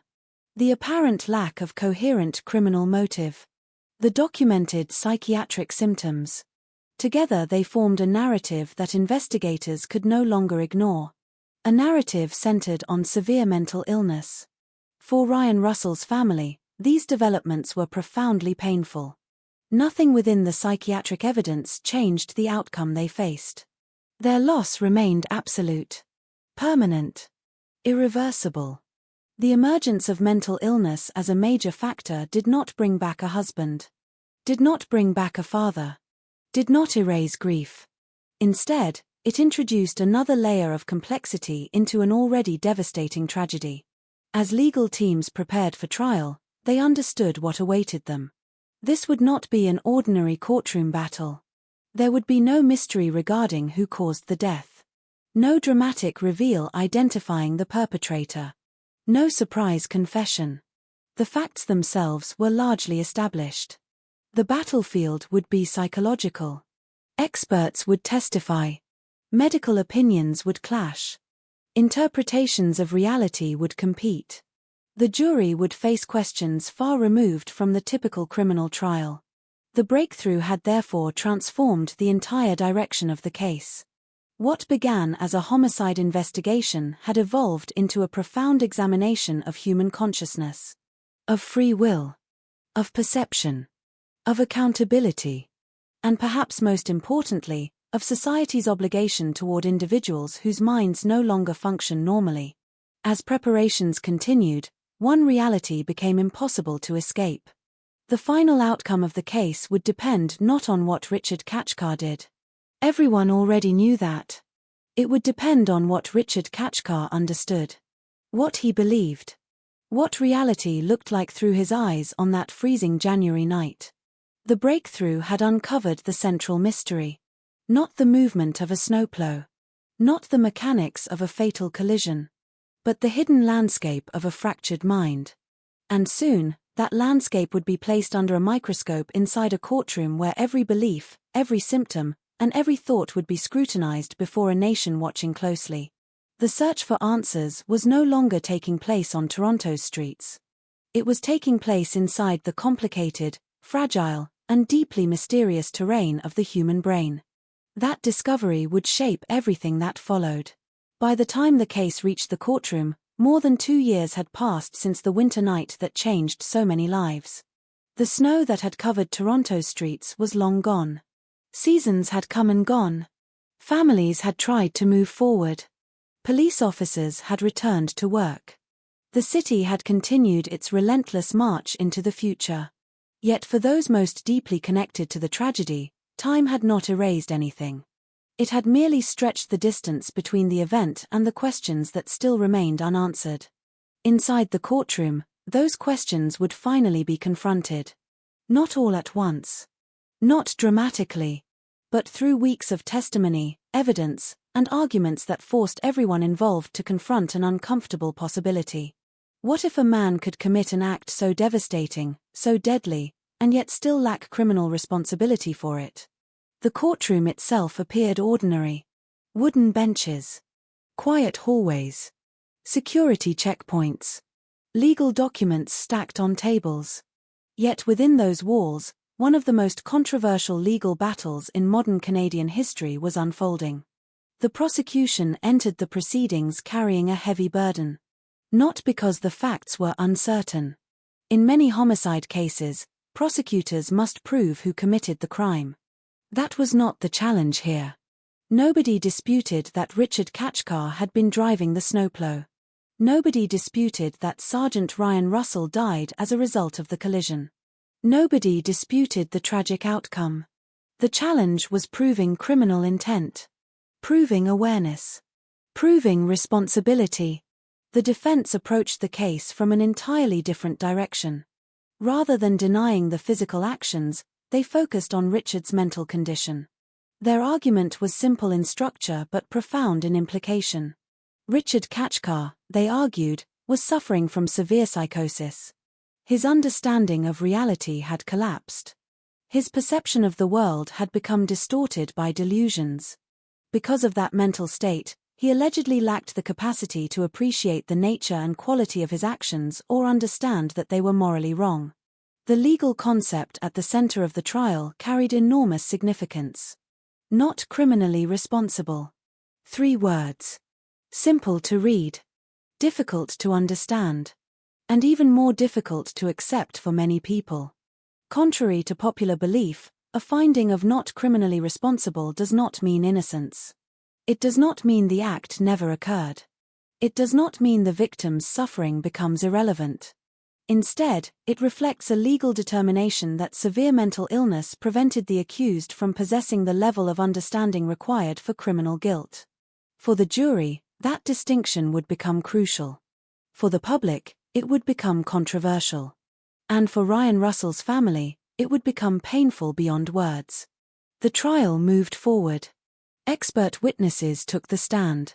Psychiatrists became central figures. Hours of testimony focused on concepts rarely discussed in ordinary criminal cases. The nature of delusions. The effects of psychosis. The relationship between mental illness and decision-making. The prosecution challenged these conclusions aggressively. They did not deny that Richard suffered from mental health problems. The evidence supporting psychiatric illness was substantial. Instead, prosecutors argued something more nuanced. A person can suffer from mental illness and still understand right from wrong. A person can experience delusions and still appreciate the consequences of their actions. Mental illness alone does not automatically eliminate criminal responsibility. That distinction became the foundation of their case. The prosecution highlighted Richard's actions during the incident. The theft of the snowplow. The dangerous driving. The efforts to avoid police. The sequence of decisions made over several hours. To prosecutors, these behaviors suggested awareness, purpose, intentional action. The defense responded with its own interpretation. Psychosis, they argued, does not always produce complete incapacity. A person can perform complex tasks while operating inside a profoundly distorted reality. The appearance of purposeful behavior does not necessarily indicate true understanding. Someone fleeing imaginary threats may still know how to drive a vehicle. Someone trapped within delusions may still make decisions. The question was not whether Richard acted. The question was whether he understood reality when he acted. Day after day, the courtroom became a battlefield between competing interpretations of the human mind. Witnesses described Richard's bizarre beliefs, his fears, his paranoia. The stories painted a disturbing picture. One expert after another examined the symptoms, analyzed the patterns, discussed the severity of the illness. Jurors listened carefully. They were not psychiatrists. They were ordinary citizens. Yet they carried extraordinary responsibility. Ultimately, they would determine which interpretation seemed more convincing. The emotional weight of the proceedings was impossible to ignore. Every discussion about mental illness occurred against the backdrop of an undeniable tragedy. Ryan Russell was dead. Nothing presented by the defense changed that fact. Nothing altered the grief experienced by his family. Nothing diminished the sacrifice he made while serving his community. Photographs of Russell reminded everyone why the trial mattered. A smiling husband. A father. A police officer. A human being whose future had been stolen. Throughout the proceedings, his absence filled the courtroom. Not physically. Emotionally. His story remained present in every argument. Every witness statement. Every legal motion. Meanwhile, Richard Kachkar sat at the center of the storm. The man whose fractured mental state had become the focus of national attention. Observers searched his face for clues. Some saw confusion. Others saw detachment. Others saw a killer. Interpretations varied depending on perspective. The media followed every development. News organizations analyzed testimony daily. Legal commentators debated the evidence. Psychiatric experts discussed the broader implications. Public opinion became increasingly divided. Many people struggled with the idea that severe mental illness could influence criminal responsibility to such a degree. The death of a police officer intensified those feelings. The badge carried symbolic significance. Officers place themselves in danger on behalf of strangers. When one is killed in the line of duty, emotions naturally run high. As the trial continued, those emotions collided with legal principles. The courtroom became a place where two truths appeared to exist simultaneously. The first truth was simple. Richard Kachkar caused the death of Ryan Russell. The second truth was far more complicated. Richard Kachkar may have been suffering from psychosis so severe that criminal responsibility could not legally be assigned. Reconciling those truths proved extraordinarily difficult. Closing arguments brought the conflict into sharp focus. The prosecution emphasized accountability. Actions have consequences. Choices matter. The evidence demonstrated a sequence of behaviors that resulted in a man's death. The defense emphasized illness. A mind overwhelmed by psychosis cannot be evaluated according to ordinary standards. The legal system recognizes that distinction for a reason. Neither side denied the tragedy. Neither side denied the suffering. They simply disagreed about what justice required. When deliberations began, uncertainty filled the courtroom. No one could predict how the jury would respond. The evidence was complex. The stakes were enormous. And the decision would affect far more than the defendant. It would shape public perception of mental illness, criminal law, and justice itself. Hours passed. Then days. The jury examined testimony. Reviewed evidence. Discussed psychiatric evaluations. Considered legal instructions. The responsibility resting upon them was immense. Eventually, the moment arrived. The courtroom filled. Family members gathered. Lawyers took their places. Journalists prepared notebooks. The atmosphere felt heavy. Anticipatory. Tense. Everyone understood that whatever happened next would become national news. The verdict was delivered. Not criminally responsible on account of mental disorder. The words landed like a shockwave. Some people sat motionless. Others lowered their heads. Some struggled to process what they had just heard. The reaction outside the courtroom was immediate. Supporters of the verdict argued that the legal system had followed the evidence. Psychiatric experts had testified. The law had been applied correctly. Justice, they argued, required acknowledging severe mental illness when it genuinely exists. Critics saw something entirely different. They saw a police officer killed. They saw no criminal conviction. To them, the outcome felt impossible to reconcile with the magnitude of the loss. Public debate intensified. Television panels discussed the verdict. Newspapers published editorials. Radio hosts opened phone lines. Across Canada, people argued about what justice should look like in cases involving severe mental illness. Many misconceptions emerged. Some believed Richard would simply walk free. That was not true. A finding of not criminally responsible did not mean release. It meant transfer into the forensic mental health system. A different form of confinement. A different form of oversight. A different path altogether. Instead of prison, Richard would enter psychiatric treatment. Medical professionals would evaluate his condition. Review boards would assess risk. Future decisions regarding his liberty would depend on mental health assessments rather than fixed criminal sentences. Yet for many observers, those distinctions offered little comfort. The emotional reality remained unchanged. Ryan Russell was still gone. His family still grieved. His colleagues still mourned.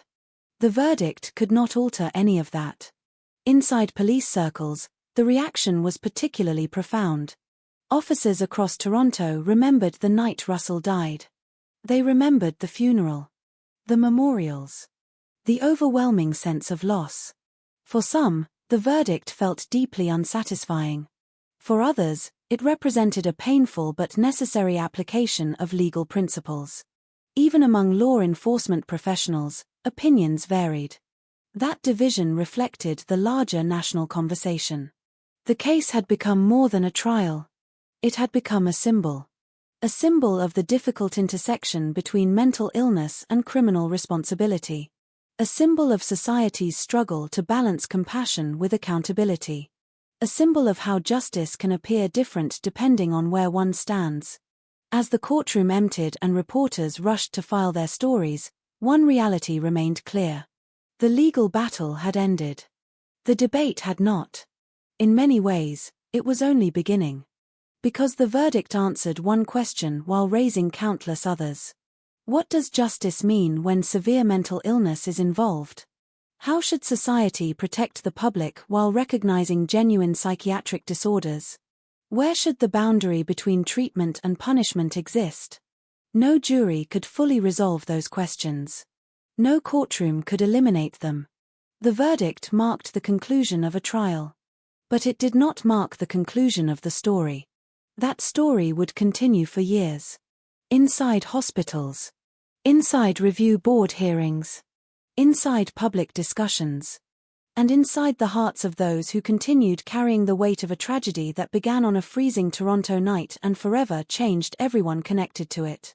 After the verdict, the courtroom slowly emptied, but the weight of what had happened did not leave with it.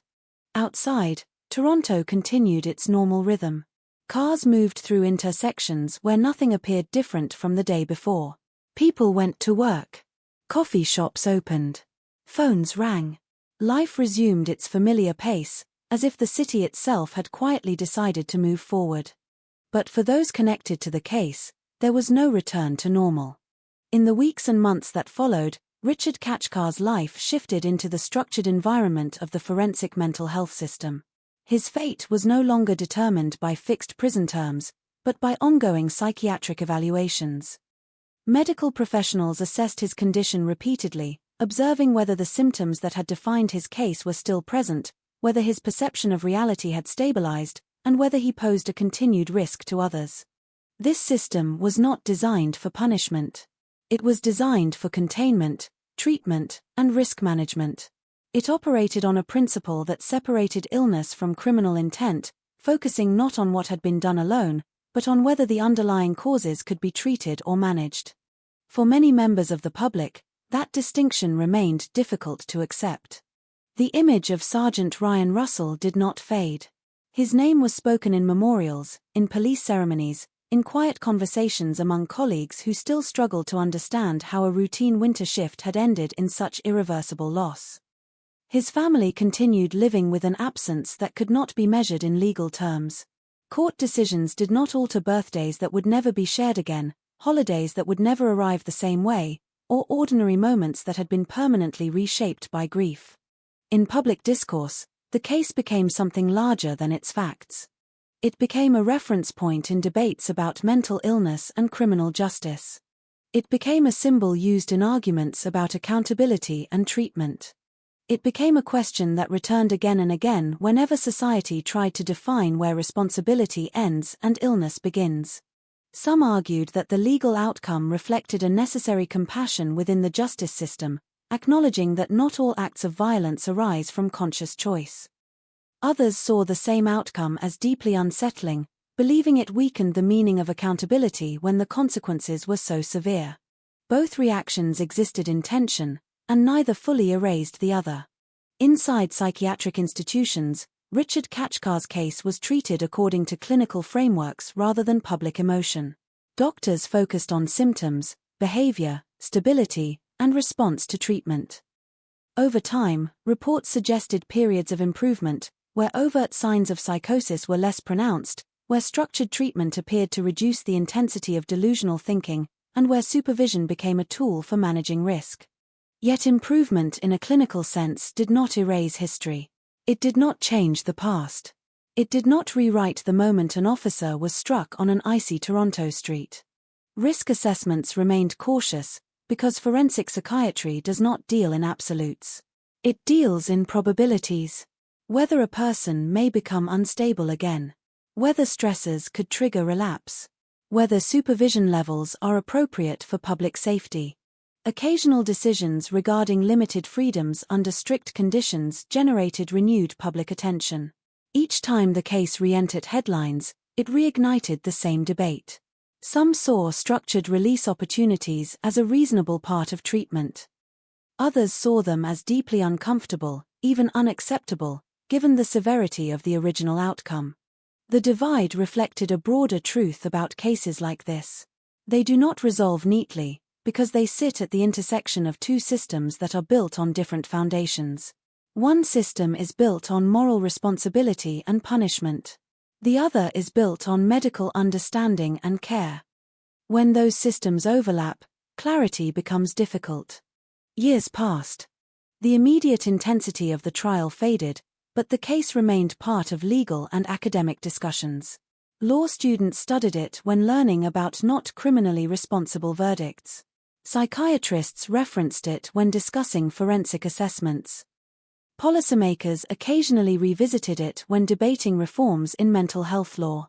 In those discussions, Sergeant Ryan Russell was never reduced to a legal variable. He remained central. A reminder that behind every theoretical debate lies a human cost that cannot be abstracted away. For his colleagues in law enforcement, the memory of that night remained personal. It was not an academic case. It was not a legal principle. It was the loss of one of their own. A reminder of how quickly routine duty can turn into irreversible tragedy.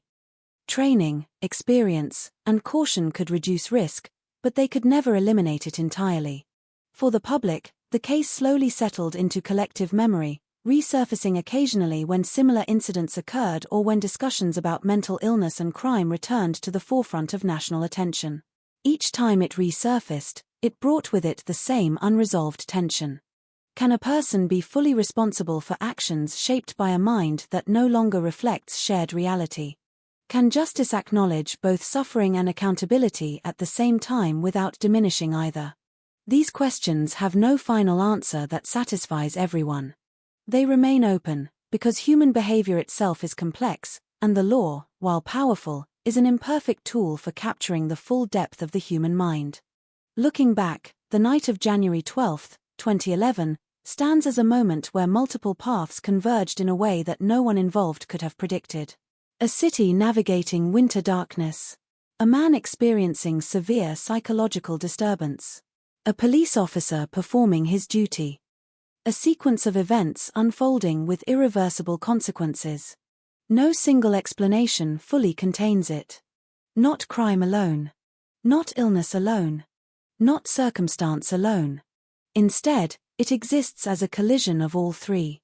In the end, the story of Richard Kachkar and Ryan Russell is not only about a legal outcome or a psychiatric diagnosis. It is about the fragile boundary between order and chaos in the human mind, and how easily that boundary can be crossed without warning. It is also about the limits of systems built to respond after the fact. Courts can judge. Medicine can treat. Institutions can contain. But none of them can undo the moment when a life is lost. Sergeant Ryan Russell's name remains attached to that moment, not as a symbol of legal debate, but as a reminder of the real human cost behind it. A cost measured not in arguments or verdicts, but in absence. And in the quiet aftermath of everything that followed, that absence is what remains most permanent. The city moved on. The legal system processed its outcome. The psychiatric system continued its evaluations. Public debate shifted to other cases. But the fundamental questions did not disappear. They lingered beneath every discussion of mental illness and responsibility. They still do. Because somewhere beneath the legal language and clinical terminology, the same difficult truth remains. Sometimes tragedy is not the result of a single clear decision, but the intersection of a broken mind, an ordinary duty, and a moment that could not be reversed once it began. And that is what makes the case of Richard Kachkar and Sergeant Ryan Russell endure long after the headlines fade. If there is a final truth to the story of Richard Kachkar and Sergeant Ryan Russell, it is that the law does not always provide emotional closure. It provides a conclusion on paper. It provides a classification. It provides a framework that allows society to continue functioning after something unthinkable has occurred. But it does not provide peace. That is something people often discover only after the courtroom doors close. In the years after the case, the legal file itself became part of a much larger conversation. Not about one man, and not only about one victim, but about the limits of human understanding when law and psychiatry are forced to interpret the same act through completely different lenses.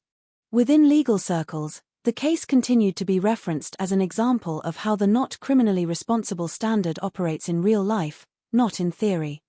It demonstrated how the justice system must sometimes shift its focus away from punishment and toward containment and treatment when mental illness is proven to have fundamentally altered a person's perception of reality. Within psychiatric circles, it became another reminder that psychosis is not abstract. It is not theoretical. It can exist alongside outwardly coordinated behavior. It can produce actions that appear intentional while still being driven by beliefs that do not correspond to reality. Clinicians pointed to the case when discussing how fragile the boundary is between perception and delusion, and how difficult it can be to reconstruct a person's internal experience after the fact. Within public memory, however, the case was remembered differently. It was remembered through a single moment on a frozen Toronto street. A snowplow. A police officer stepping out of his vehicle. A sudden collision that ended a life in seconds but left questions that would stretch for years. Sergeant Ryan Russell's name became the anchor of that memory. Not because of legal categories or psychiatric evaluations, but because of what was lost. A life defined by service. A family altered permanently. A circle of colleagues who continued to carry the weight of that absence long after the formal mourning ended. In many ways, the most difficult aspect of the case was not what was proven, but what could never be fully understood. No courtroom reconstruction can perfectly recreate a delusional state of mind. No expert testimony can fully translate subjective fear into objective clarity. No legal verdict can restore the moment before impact. The justice system is built to make decisions based on available evidence, not to resolve the philosophical tension between illness and responsibility. That tension remains even after the final ruling. And so the case continues to exist in a space where law, medicine, and public perception overlap but never fully align. For some, it stands as an example of necessary legal recognition that mental illness can remove criminal responsibility even in the most serious of cases. Without that principle, the law would risk ignoring the realities of severe psychiatric disorder. For others, it stands as a source of discomfort, a case where the outcome feels disconnected from the emotional weight of the harm caused. The idea that a person can be found not criminally responsible for an act that resulted in the death of a police officer challenges deeply held instincts about justice, punishment, and fairness. Both perspectives exist at the same time. Neither eliminates the other. Over time, the intensity of public attention faded, but the underlying questions remained embedded in discussions about criminal justice reform and mental health policy. Each new case involving violence and psychiatric illness tends to reactivate the same debate, because the core issue has never been fully resolved. How should a society respond when a person's mind is so impaired that reality itself becomes unreliable? At what point does treatment replace punishment? And how should the system balance protection of the public with recognition of genuine illness? These are not questions with final answers. They are questions that evolve as medicine advances, as legal standards develop, and as society's understanding of mental health deepens. Looking back at the night everything changed, it is possible to trace the sequence of events with precision. The stolen vehicle. The chaotic movement through city streets. The police response. The confrontation. The fatal impact. Each step can be reconstructed in detail. But reconstruction is not understanding. It explains what happened. It does not fully explain what it meant. And it cannot fully explain what was happening inside a mind shaped by fear and delusion in those critical hours. That gap between external fact and internal experience is where this case continues to live. It is also where its most difficult questions remain. Not whether the snowplow struck Sergeant Ryan Russell. That fact is established. But whether the person driving it was, in any meaningful moral sense, fully present in the same reality as everyone trying to stop him. The legal system answered that question in one way. Public opinion continues to wrestle with it in many others. And in that ongoing tension, the case has become something more than a single criminal proceeding. It has become a reminder of how fragile human perception can be, and how quickly that fragility can intersect with irreversible consequences. In the end, there is no version of this story that offers complete resolution. There is only the recognition that two truths can exist at once. A man died because of another man's actions. And that same man's actions may have been shaped by a mind no longer anchored in shared reality. Between those truths lies the space where law struggles, medicine questions, and society continues to search for understanding. And that search, unlike the case itself, does not end with a verdict. It continues.